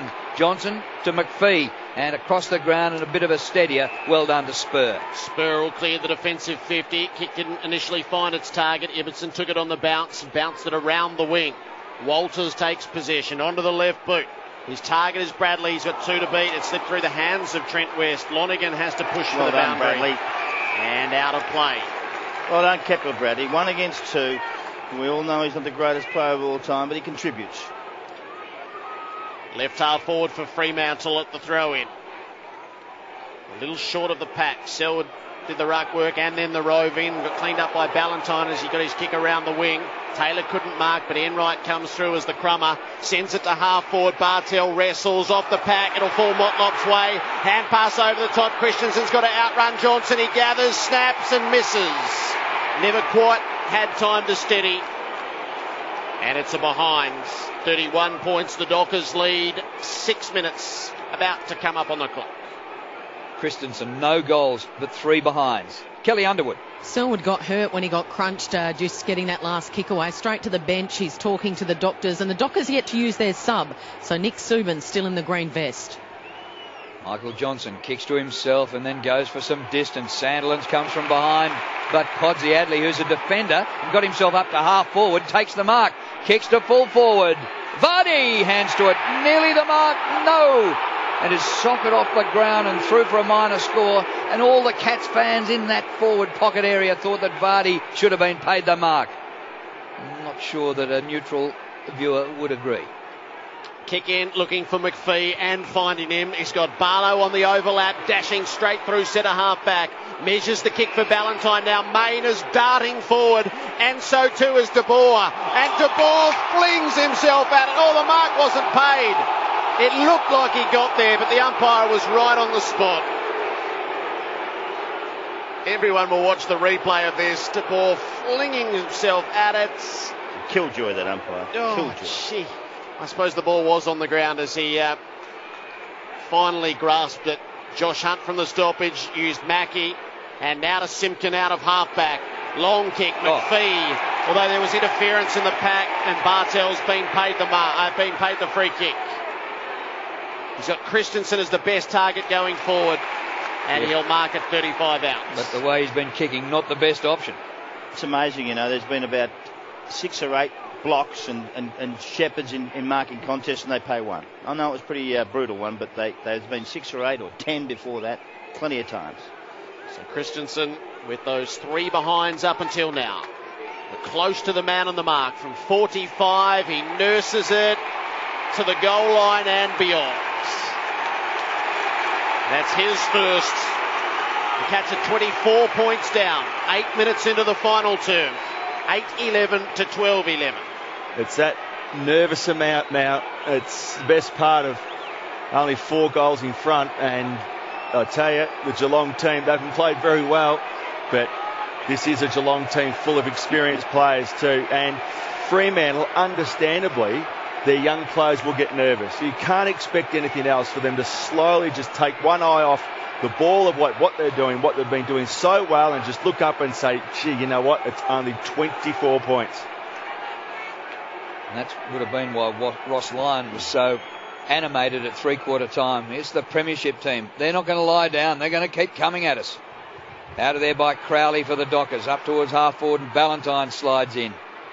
Taken by De Boer. Back to Barlow, now to Ballantyne. Loses it in a good tackle. Gathered by Enright of the Cats. Puts it out to Corey. Back to Josh Hunt. Left foot pass is perfect. Taylor Hunt takes the mark centre wing, southern stand side. He wheels inboard and kicks to centre half forward. Duncan, good mark. Coming from third in line. Stretching to mark.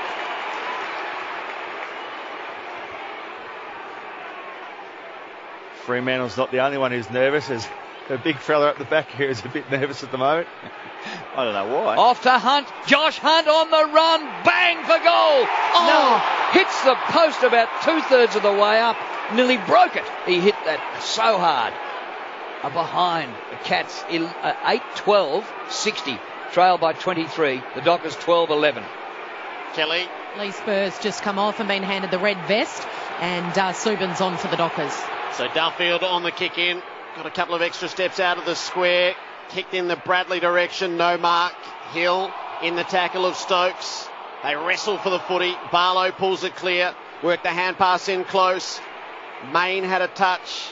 Nothing really from it, although Barlow's able to get it and kick it around the southern wing, so the bounce is important. Pavlich was up to meet it. Podsy Adley stood against him. Hand pass to Taylor Hunt. Just clear enough to hand pass to Simpkin. Oh, he fumbled. He left it behind, and Crowley, he pulled it clear for Ibbotson. Hand pass near Pavlich. It sat on its point, got away from him. Ibbotson goes again. Good kick. Hill marks, centre half forward, works it on. Forward of the play here. It's Walters into the square, and Ballantyne has surely finished the deed with his third. Again, the Dockers come up with the major. They wrestled for it all the way down the field, made the crucial spills, and reset the margin at 29 points. Well, if you push as hard as the Cats did and push and try and get the football forward into your forward line, and all of a sudden your players leave and take a chance, you know what, every now and then you're going to get one over the top. And that was the space. They messed it up 2 or 3 times, the Dockers, but in the end it was steady. It was Walters straight over to Ballantyne. They've been stars, those two. Really strong players, very, very good players at both ends of the ground. They cover the ground very well and highly skilled. Oh, Walters has been fantastic. He's kicked 2. Ballantyne's kicked 3. In the middle. Here go the Cats. Soccer forward by Corey. Gains about 15 metres. Barlow sprints back after it. Little hand pass to McPhee. He bounces a ball into the middle of the ground. Enright hits it. Gets the hand pass up.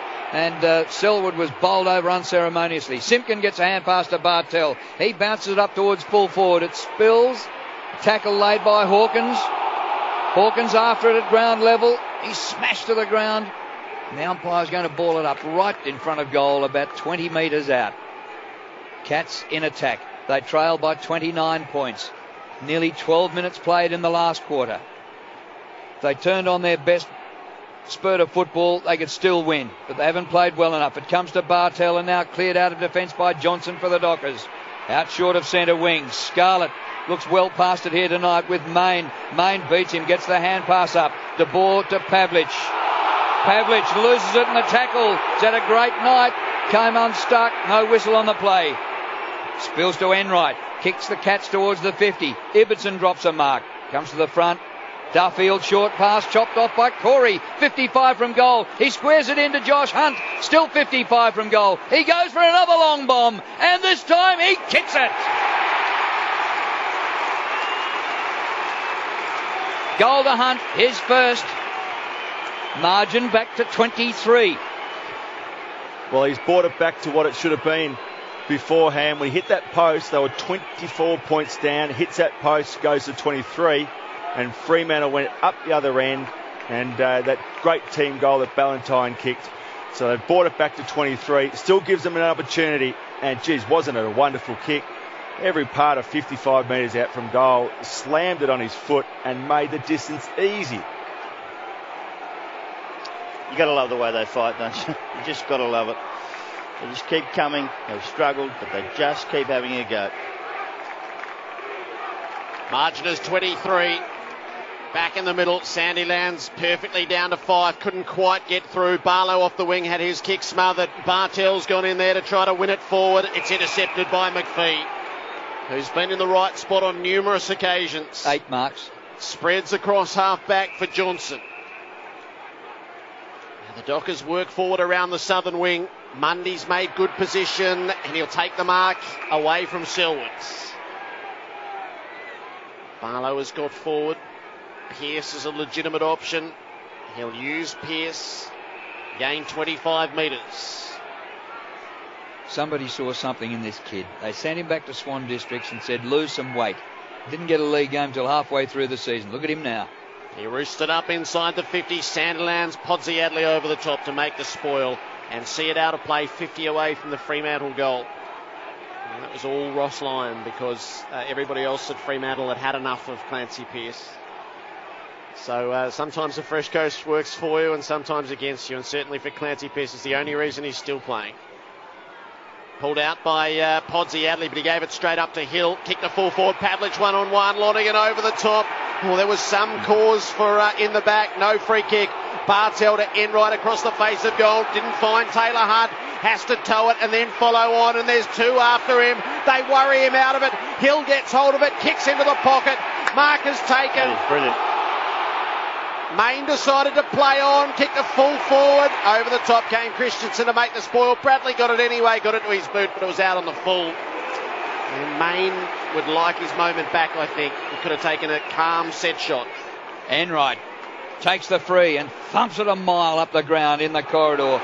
Sandlands was clean bowled. It comes Geelong's way. Stokes pokes a little pass up to Hawkins, who gets a rare touch. Marks in midfield, kicks long to full forward. It needs to bounce on. It sits on its point. Oh, Motlop dragged to ground by McPhee. And it's gone through for a minor score. Motlop claiming a free kick. Nothing doing. It's a minor score to the Cats. And on the replay, the Geelong fans are going berserk. The kick in is out of bounds on the full. So the Cats get it back, but a long way from home. Some nervousness in the Fremantle camp now. Just crossed the halfway mark of the final term. Margin is 22 points. Hawkins has gone for a pass and he's kicked it straight to Crowley. So that is in keeping with his Knights. Crowley chips it around in the back. Duffield has a look to the defensive area.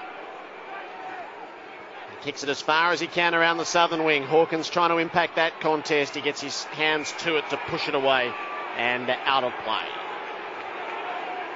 Hawkins 9 possessions, 3 marks, no goals, 2 behinds. Where is the man who played such a great final series last year? Clean possession taken by West. Hand pass to Christensen. Little hand pass to Chapman. On the turn, he kicks towards the 50. But he charges at it. Bounces off his chest, no mark. Comes to the front of the Dockers. McPhee clears, taken by Barlow. He kicks it 55 metres down towards half forward. What a mark by Kepler Bradley. Outstanding. In between wing and half forward, he kicks a ball towards Pavlich, who is still moving with the speed of a gazelle late in the game, and marks sliding out towards the boundary lines, 80 metres from goal. Short pass back into Bradley, who juggles but takes the mark uncontested. Is this time to fiddle about with it? 17 minutes gone, lead 22 points. I think a few blokes are taking a big deep breath. Kick by Kepler Bradley, close to the boundary line, down towards the pocket. Cats need to keep it alive, get it back out in the corridor. It's cleared by Podsiadly, who's become a defender. Oh, Harry Taylor drops a mark he should have gobbled. Comes to the front to Silvani, to McPhee. Back he goes. Oh, look out. And a kick by Subin to full forward. Oh, that's a free kick right in front. Front on attack it was. The attempted mark by Walters, and he was crunched front on. Down he went against Mackie, and the free kick right in front. This might nearly seal the game. A goal here, 28 points the margin, the 18-minute mark. Michael Walters for goal number 3. The chant of Freo goes around the MCG. Walters, gee, he missed it. He missed an absolute sitter, and he's left the Cats in with a chance. The margin is 23 points. The crowd, 44,460. Kick in instantaneous, but the mark was dropped. Hill put it forward. Lonergan intercepts, though. Off to Mackie. There's a bit of panic about it. There's still 7.5 minutes to play. McPhee was able to take the mark again at half-back. It's the best game I've ever seen McPhee play. Yeah, he's repelled tremendously. Well, Pavlich is in pain down on the bench, grabbing at his right calf, and the medical staff is working on him. It's behind the right knee. Hopefully he's okay. Fife spreads across half-back. I'll just fiddle around here now. I'll just fiddle around and hold the ball. Yep. One on the other side. What is it? 6:45 left on the clock. So every little portion of time the Dockers can take off the clock, they're well served. Silvani had a touch, and Subin got his first touch, and McPhee again. Now on the far side, taking mark number 10. I guess he's picked up the McFarlane slack, hasn't he, as the biggest mark taker in the competition. Yep. He has done all of that good work, and they continue to chip it around. So this has served Fremantle's purposes perfectly. They have milked a full minute off the clock. McPhee now has to kick long from half-back. Sandilands the obvious target. Plenty against him. Ricochets away. De Boer under the pack. Works it out to Pearce. On to Bradley. Didn't find a teammate initially, although Ballantyne gets it back. Pearce kicked it straight into Lonergan. The ricochet. Now Ballantyne played the man on Stokes. The umpire's still waving play on. And Stokes has taken exception to it with Ballantyne, and they are in a ferocious wrestle. The umpires are now going to get involved. The only question is which way will they pay the free kick. It's like pygmy wrestling. It clearly should have been Stokes' free kick the first time around. It is his the second time around. So Selwood takes off from the middle. Kick for Harry Taylor, almost holds on in front. Silvani pitted against him. At the drop, Ibbotson worked it out to Muzungu. And now to Fife, the Dockers to come out. Oh, what a kick by Nat Fife, an absolute pearler onto the chest of Kepler Bradley, who kicks towards half forward. Here's Ballantyne, works his opponent under the ball, then sprints back after it. His opponent is Scarlett, who goes to ground. Scarlett helped out by Enright, who gets a hand pass up the ground, off the deck Bartell, into Kelly, who evades a would-be tackler and kicks towards half forward. Josh Hunt is there and might take a free kick. He will, in between wing and half forward. And a 50-metre penalty, so this should be a certain goal for the Cats, which will make it 17 the difference at the 21-minute mark. And Ballantyne's hurt himself too. Yeah, he's coming to the bench. He's had a great night, kicked 3 goals. Pavlich has kicked 5. Now Josh Hunt right in front for his second goal this quarter. After the 50-metre penalty, he gets it and gives the Cats a sniff of a chance. And they keep coming. And they just do not know when they're beating this mob. And I understand why Ross Lyon, you said it before, Drew, why you gave them a bake at three-quarter time. It doesn't matter where you sit, they just continue to fight. They're a quality bunch of people with great character, and they are just pressing the flesh to see how far you'll cop it. They're just testing you, pushing you, shoving you right to the last bell. So I don't know. There's still 5 minutes, just under 5 minutes on the clock to go, and we're in for a real ring-a-dinger. You can get 3 goals in 2 minutes.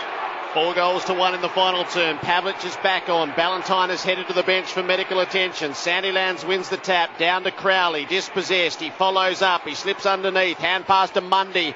Gets a kick out to half forward. A bouncing ball. Pavlich is after it. It bounces back behind him. Lonergan knocks it out. Here's Pavlich. He's onto it. He balks. He steadies. He goals. Magnificent from Matthew Pavlich. His 6th on a career-defining night. It had already been magnificent through the years, but this is something else. He's wounded, he's just re-entered the fray, and he's still asserted himself to win it at the last for Freo. 23 up with 23 on the clock. Well, we'll get to see him on the MCG in September. Unfortunately, we just haven't seen enough of Fremantle in September, and of course their champion player in Pavlich. He only just came back on the ground. He was only on for 30 seconds. He kept his feet. The Geelong opponent fell down and he reeled around, held his nerve. Unbelievable goal. Well, this is like a Wayne Carey-like performance by Pavlich. Cleared out of the middle by Kelly. Knocked on by the Cats. Knocked back by the Dockers. It's cleared by Mundy from centre halfback. Out towards the Great Southern Stand wing. Taylor Hunt gathers. Got a bit of space to run around. Has a bounce. Comes back into the corridor and wobbles a ball to full forward. Harry Taylor taken out before the ball arrived. Free kick, Harry.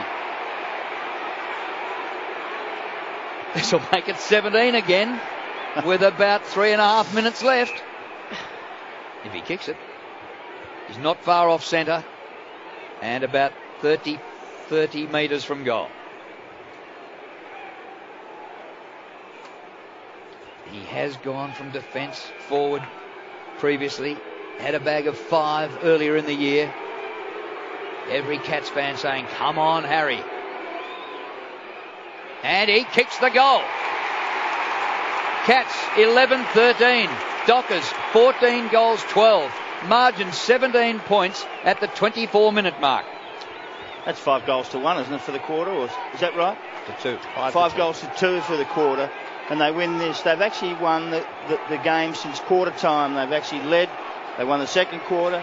I think they actually won the third quarter. They got nutted by 4 points in the third quarter. It was close. Righto. And now they're going to win this quarter. But are they going to win the game?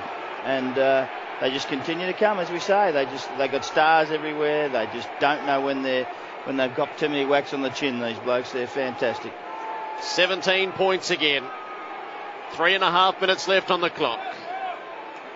At the bounce, West gets his hand to it. Battle for the ball in the middle. Barlow pulls it clear. Works the hand pass to De Boer. They'll go to Pavlich once more and he'll mark it again. And on what we've seen, you'll have to think that he'll kick it again. And the longer he holds the ball, the better. So this is from outside the 50. Kicked a superb goal in the third term from this range. He's on last quarter legs now. And just a little hobbled. Matthew Pavlich for the final flourish from 52. No, he's dragged that one and misses the locks. So he stays 6 straight. They never pop the out of bounds up. No, they don't. In 100 years' time, it'll be still 6 straight. There's a big kick in straight to the centre square, but bunted back by Sandilands. It comes to Barlow. He's ridden into the ground and holding the ball. Geelong free kick goes to Chapman at centre halfback. He's got players out in space on the Great Southern Stand side. Enright can't quite take the mark, but he paddles the ball up to Selwood. Forward to the wing. Selwood long to full forward. Taylor's become a forward. Mackie high. Very high. Couldn't come down with the mark though. It's a scrap at ground level right in front. The umpire having a good look. Pushing the back. Freo, free kick. 17 the margin. And we've got about a couple of minutes to play. Subin into the back pockets. I just have a vague feeling that holding the ball is the first holding the ball of the night. I can't recall another one. The Dockers have got Mundy and Ballantyne on the bench listed as injured at the moment. The kick was long out of the defensive area.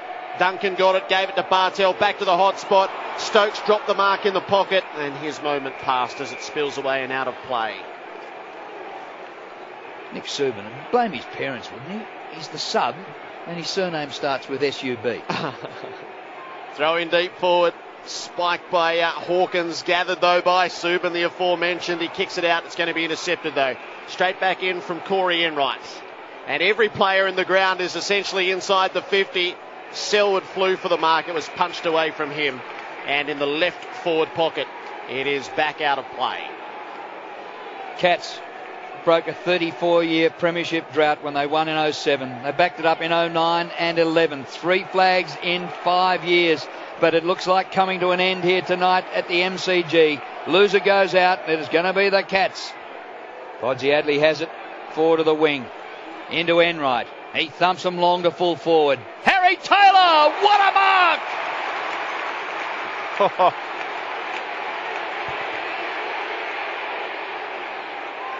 Well, is there time? Probably not. We're at the 28-minute mark.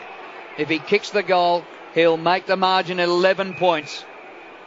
Will it be too little too late? At one stage, Fremantle led 51 points to 3. It was 48 points the margin in the first quarter, or second quarter it was. Taylor, after the mark of the night for his second goal, missed it. And that's all she wrote for the Cats. 16 points the margin.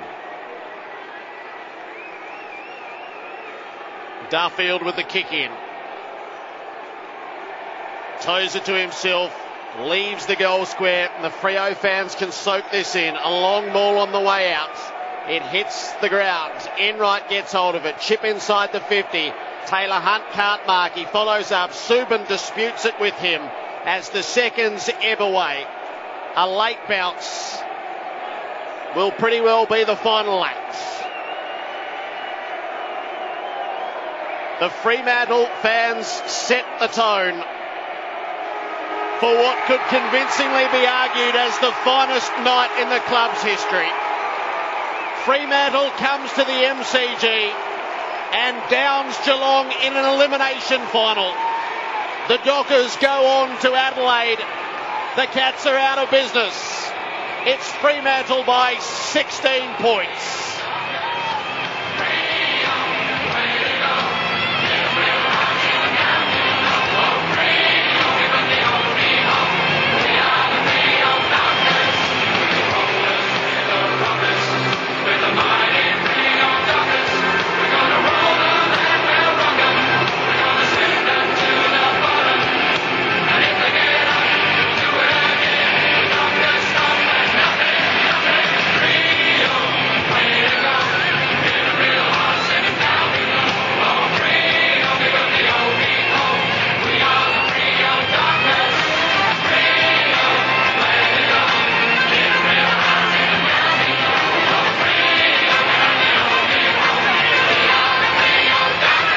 Fremantle 14 goals 12 96, defeat Geelong 11 14 80. The margin was 36 points at quarter time, 34 at the half, 38 at three-quarter time, and 16 at the close. Matthew Pavlich booted 6 goals. Ballantyne kicked 3. Walters 2. Singles to Crowley, De Boer and Pearce. For Geelong, it's 2 for Mackie, 2 for Josh Hunt, and singles to Taylor, Selwood, Duncan, Stokes, Christensen, Motlop and Vardy. 44,460 saw it. The Dockers progress against all expectation, and the Cats are finished for 2012. They'll head off, and Matthew Scarlett is at the front of that group. 284 games and the finest fullback in the club's history. His career, on all that we know, is now over. The Dockers head down to the punt road end to share this with their fans. And just a glance back to see Scarlett's going to lead them off without any more than that. He might have been the first player to figure out that all of this was possible. And he was one of the most critical throughout it all. But his days in the AFL are done.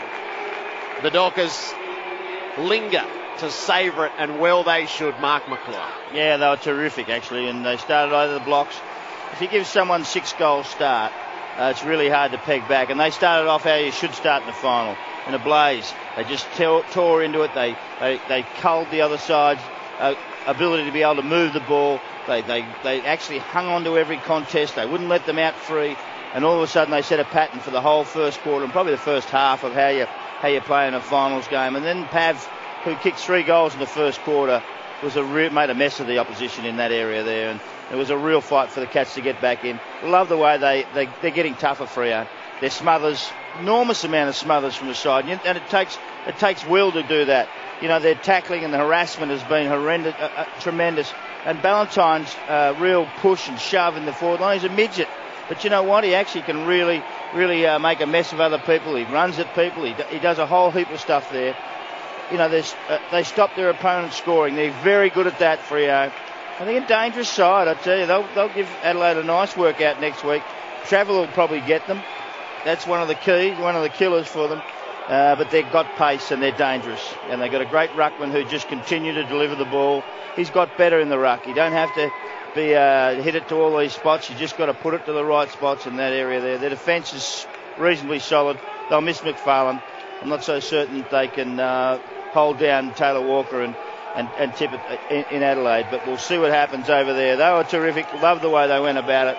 Cats, well, have we seen the best of the Cats? There's been a bit of a change in their personnel. 10, 11 different players come in and played their first games this year. We've moved Ottens and Ling and a few others went last year, Milburn and all those, and now Scarlett goes. You know, they're the real great players of that football club. There's still a few really good players around, but can they maintain this incredible performance they put up? I'd like to remember them how they were. They were special. They were unbelievable. They were confident. They were trendsetters. Lots of handballs, possessions. They did it their way. They wanted to play how they wanted to. No one else played like that. Unfortunately, it looks like it's just started to dissipate, but they got plenty of will and plenty of go on them still. If you watch the last half of that game, you'd be very, very proud if you're a Cat supporter, because they fought hard to try and hang into that game. Matthew Pavlich needed to be pushed to the front so he could lead them off. I think he was a bit reluctant, but hey, he's the captain. And was he the best on the ground by that far? It didn't matter. He was quite superb. I don't want to start you on him, Chris, until we've got time to do it the full justice. So we'll hold fire, because this is a tremendous moment in the history of this footy club. Their first finals win away from home, and with it will come such a measure of not only success but respect. A team that has arrived, and the smiles are broad, and well they should be. Fremantle's 16-point winners over Geelong. We will savour it all with Kelly Underwood. And fitting that the skipper, Matthew Pavlich, leads them in, and they all follow in relatively quiet so far and not getting carried away. The coach, Ross Lyon, just entered the rooms a few moments ago. Not even a smile from Ross Lyon. Straight into the rooms behind closed doors. So Ross Lyon isn't going to even watch this rendition of the song as the players now link up and get a little louder. Here we go.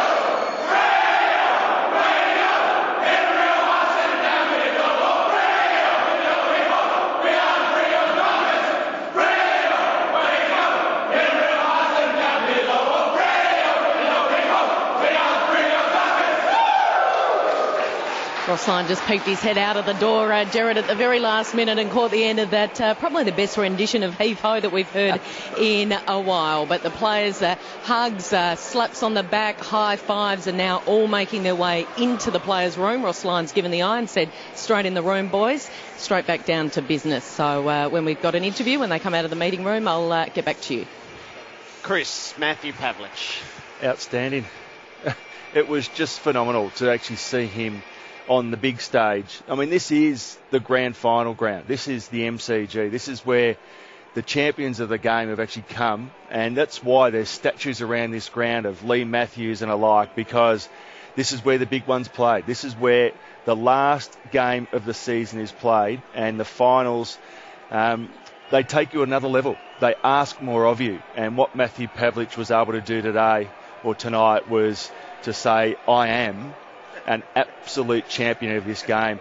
You look at his career before tonight, and multiple All-Australian, multiple best and fairest winner, but we just, because Fremantle haven't had the ultimate success or real finals opportunities, we've actually not had the opportunity of seeing Matthew Pavlich out here very often at all. Clearly not enough. But what we saw tonight was at the start of the game, it was almost like they said, or he said to his team, for the start of the game, kick it to me. I'm surrounded by young, inexperienced finals campaigners in Ballantyne and Walters and Main, who have all been goal kickers over the course of this year. It was like he actually said, get it to me early, and then you guys can come in and actually pick up the slack from there. But I'll take the pressure early in the game. 3 in the first quarter, and then the key moments when Geelong challenged, Matthew Pavlich was the one who actually thwarted the forward thrust of Geelong. It was fantastic to watch, and no wonder the Fremantle faithful love him so much.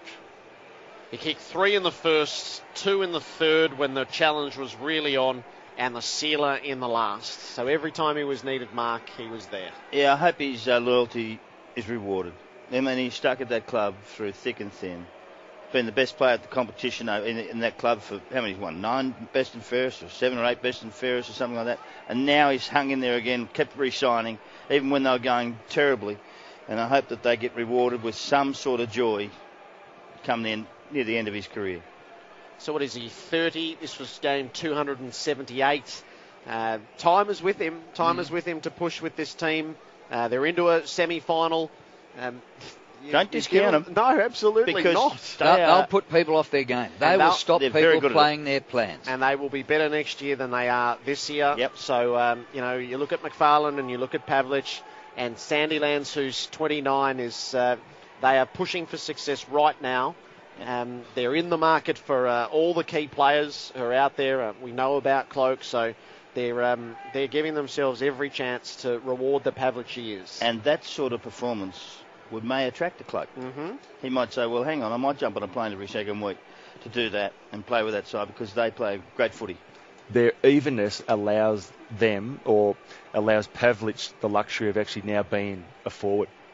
The depth through the midfield is now building. Barlow, Hill, and Hill's going to be an older player again next year with another full season under his belt. Pearce has come in and actually picked up the slack in that way. They've actually got quite a deep midfield now. So the reliance on Pavlich having to go in and actually do that running role is less of a need now. Now it might actually prolong Matthew Pavlich's opportunity of staying in the game for that little bit longer to hang on for the success you're talking about. And I know that when Ross Lyon got there, he grilled the players about what was required. And he came back to Pavlich and he said, mate, you didn't hear what I said. I mean you. He put it on Matthew Pavlich to work hard, get down to the finely tuned playing weight. And he's worked harder than he's ever worked in his life and has probably come up with his best season ever. And who knows how far he can take this team. But Ross Lyon, who was unpopular with what happened to Mark Harvey, when he got there, he put the acid on them all, including the key man. And we've spoken to Pavlich before about the need to buy in and how he has led the group on the buy-in. Having been challenged, he's been the first one to fall in line and set the example. The buy-in has been extraordinary. It has really, because even though their list it's a pretty good list actually. I actually like their list. It wasn't last year. No, but I actually think he's got players like Pearce and those guys who are going to fall out. He's actually got them to be very good senior players. They're not fringe players anymore. They're actually playing a pretty significant role. So the depth becomes bigger now, becomes greater. And what he's actually been able to do in a pretty short amount of time, it's very, very difficult to be able to actually go in and do it the second time. It's one thing to be able to actually do it as a first-off coach to say, this is new, this is a new way we're going to go about and do this, but he's actually done it again. And you've got to report him. We may not like all the time that they actually play. We might not actually like the style at times. But I thought tonight they actually did a lot that I liked. Oh, they were terrific. But you're dead right, Drew. You can't kill the kids. You must actually hit the ace, king, queen and jack. The head players that run the show. They're the peers. They run the whole deal. If you belt the kids up, the rest of them giggle. If you build up the head men, they all follow into line because that's exactly how it works. And unfortunately, some coaches don't do that. And that's the only way to do it because they protect the senior players, and you shouldn't. They're the ones who should work harder than most. They earn the most. It's not that they earn the most, but they have the most respect from the players. And if they do it, you'll fall with them. How's the reputation of Ross Lyon now compared to 12 months ago? He went over there in controversial circumstances and he was pretty much hated by everybody Australia-wide. Why? What was he hated? Well, because... He pulled off a coup? He took the job over a bloke who was maybe not the greatest coach in the world, but not a bad sort of bloke, Mark Harvey. And I don't think it was a popular move. He didn't orchestrate it. No. He didn't orchestrate it. It was orchestrated by Freo. He made it known that he was available for the offer. Yeah, but that's okay. If someone comes to you, you're allowed to go, well, I can do this. So look, I've had my say about him too, and a few times, because when he played against West Coast, it was atrocious what they did. But this is a vastly different side to what we saw in the first start of the year. It is. And I know St Kilda members who were turning in their membership tickets last year because of the football they were playing under Ross Lyon, and it was unattractive, and they didn't want to go and watch the football played by a team orchestrated by Ross. Maybe he's learnt. But it's happened quickly, and this is where Freo gets full credit. As it took a couple of years at St Kilda. This has happened in 1 year at Freo. We're about to have an interview, but the drop-off for the news radio, who are departing the MCG. Fremantle 14 goals, 12, 96, 16-point winners over Geelong, 11-14, 80. The Dockers set it up in the opening term when they kicked 5 goals, 7 to 1 behind. They kicked the first 7 goals of the match. It was nearly time on to the second term by the time Geelong kicked a major. It all happened in front of 44,460 fans. And the Dockers earned the right to go on to play Adelaide at Footy Park next Friday night. So their finals experience will grow within this campaign. And they'll be nearly even money shots in the match against the Crows. Straight to the Freo rooms. Kelly Underwood. Thanks very much, Jared. Ryan Crowley's been good enough to join us. Ryan, you've just won your very first final at the MCG, and you've done it in spectacular fashion by taking down the reigning Premier. Can you believe that you've done this? It's pretty exciting, isn't it, Cal? I've been at the club a long time. We haven't had too much success over the journey, but I feel like there's something special going on. Trying not to get too ahead of ourselves. We've got a 6-day break, so it's straight back into it, isn't it? You don't have too much time to dwell on it. I think I might be right in saying you've played more finals at this club than anyone else, because tonight was the 7th for the Dockers, and you've just missed the 1. Yeah. Is this the best win in the club's existence? It'd have to be up there. I think Pav's got me covered, actually. I think he's played in all 7, but yeah, it'd have to be right up there. The MCG, Saturday night in a final against the reigning premiers, it'd have to be right up there. And you just had a quick chat with the coach. He pulled you in, got you all in there. What was the key message heading into a big showdown next Friday night against Adelaide? Yeah, it's kind of hard to please Ross. He's a bit flat, but we fell away in the second half. But yeah, I suppose that's the one thing we've got to take out of it. It's good to take him out early and get that lead, and I suppose that's what we'd rather do than chase the game. And we ran out of legs a little bit in the end, but yeah, we've got a few things to look at during the week. Mark McClure, Chris Grant, take it away. Fantastic win tonight. It's Chris Grant here. The evenness of your team. Now, I think Michael Barlow's the biggest disposal winner with 26, and you actually weren't in front in a lot of the key areas of the game, but your willingness to get the job done tonight was just a great team effort. Yeah, Mickey's a strange bloke. He always plays half forward, and he keeps racking up bigger possessions than all us midfielders, making us look stupid. But yeah, I mean, obviously all of our key indicators were up in the first half and down in the second half. So we've got a game to look at, and it'll be a game of 2 halves for us in the review, I would assume. And when did you come over? When did you actually start mentally preparing for the game in Melbourne? Well, it was hard not to start mentally preparing about a minute after the last game finished. But yeah, we come over on Thursday. Yeah, we always do that, and then we have a day off the day before the game, so we train in Perth and then come over the day before, 2 days before, and we have a full day off. So I start mentally preparing sort of that day and start a bit of imagery and that sort of stuff. The skipper played well tonight. It was an amazing performance by him. Yeah, he's amazing. He's one of those guys that sort of sometimes when you're on the field, you get stuck looking at him. I've seen him play some amazing games, but they'll have to be up there. Ryan, you become a really selfless side.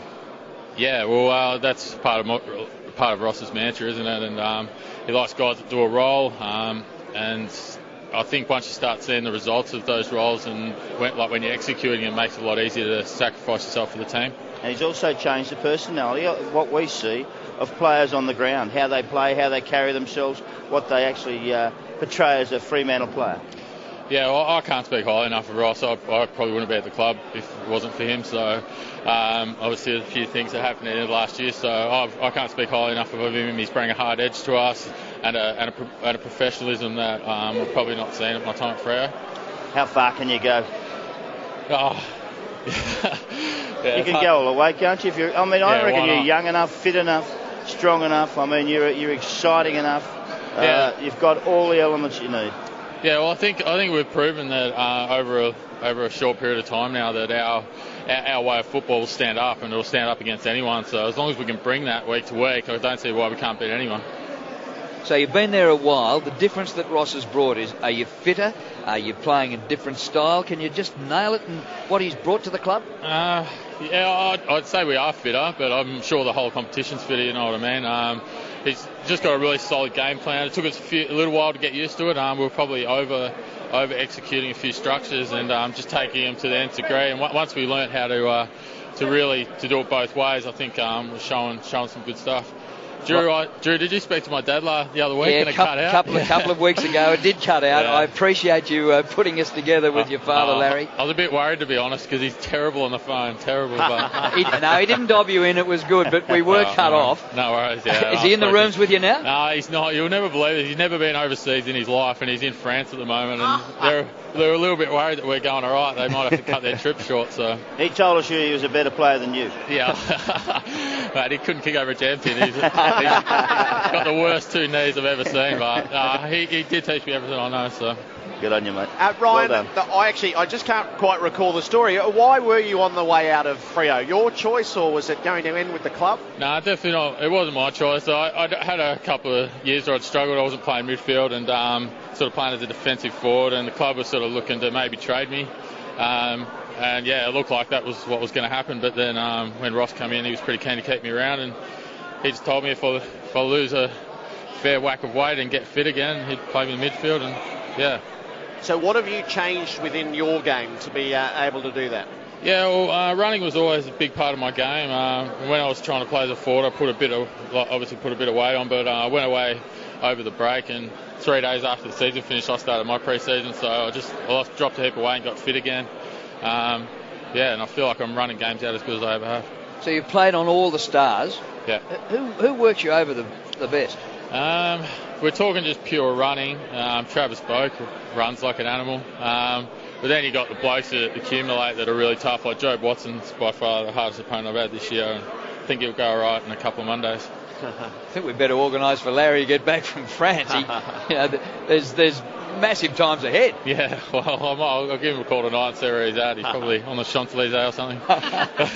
He's a Broady boy, so he doesn't really fit in there. Yeah. The constant refrain we do here, Ryan, is about players losing weight in the off-season. How hard have you all worked to reach this moment? It was tough. It was tough. I changed diet, changed training regime, and had to make a bit of sacrifice. But I knew my career was at the crossroads, so it was a pretty easy decision to make.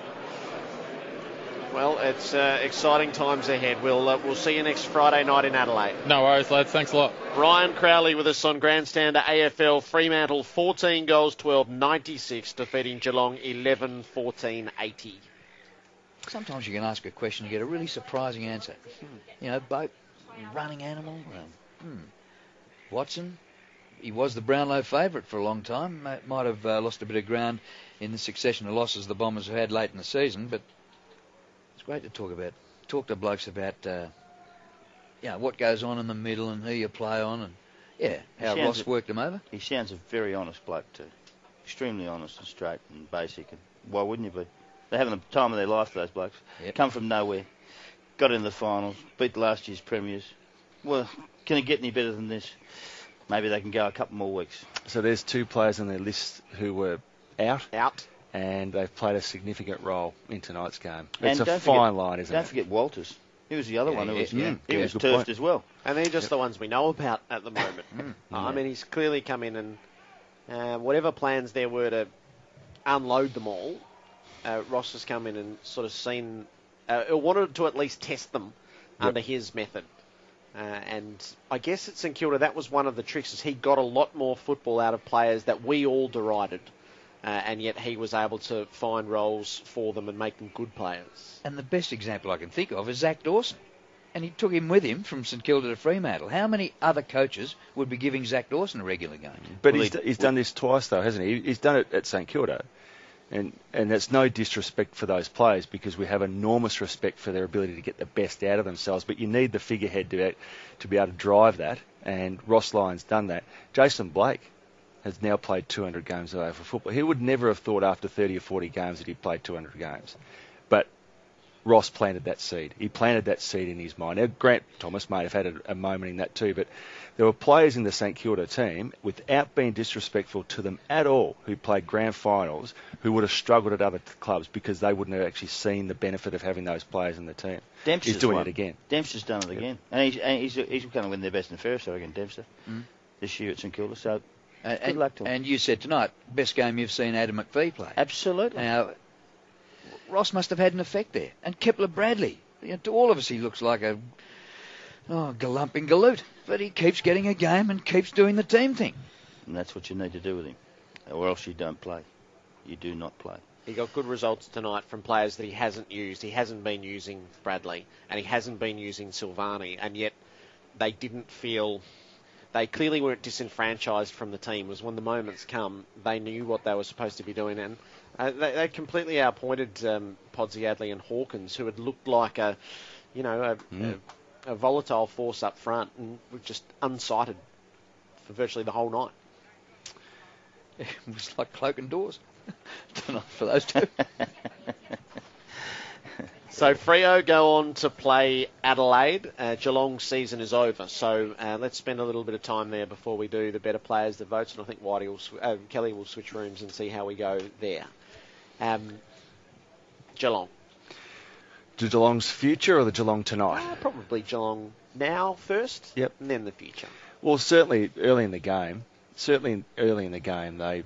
they just couldn't get their hands on the footy, and Fremantle just took first possession. For that first 40 minutes, it was just an unbelievable avalanche of possession going Fremantle's way. It was incredible to think that when you look back at 7 days ago when we were down at Cardinia Park, to walk away from there feeling like, gee, they're actually building something here. They did everything right last week against a very good team. I know that it's very hard to win down at Cardinia Park no matter where you are on the ladder, no matter where Geelong are on the ladder sometimes. But considering they've had that like a fortress over the last 5 years, to play like they did last week,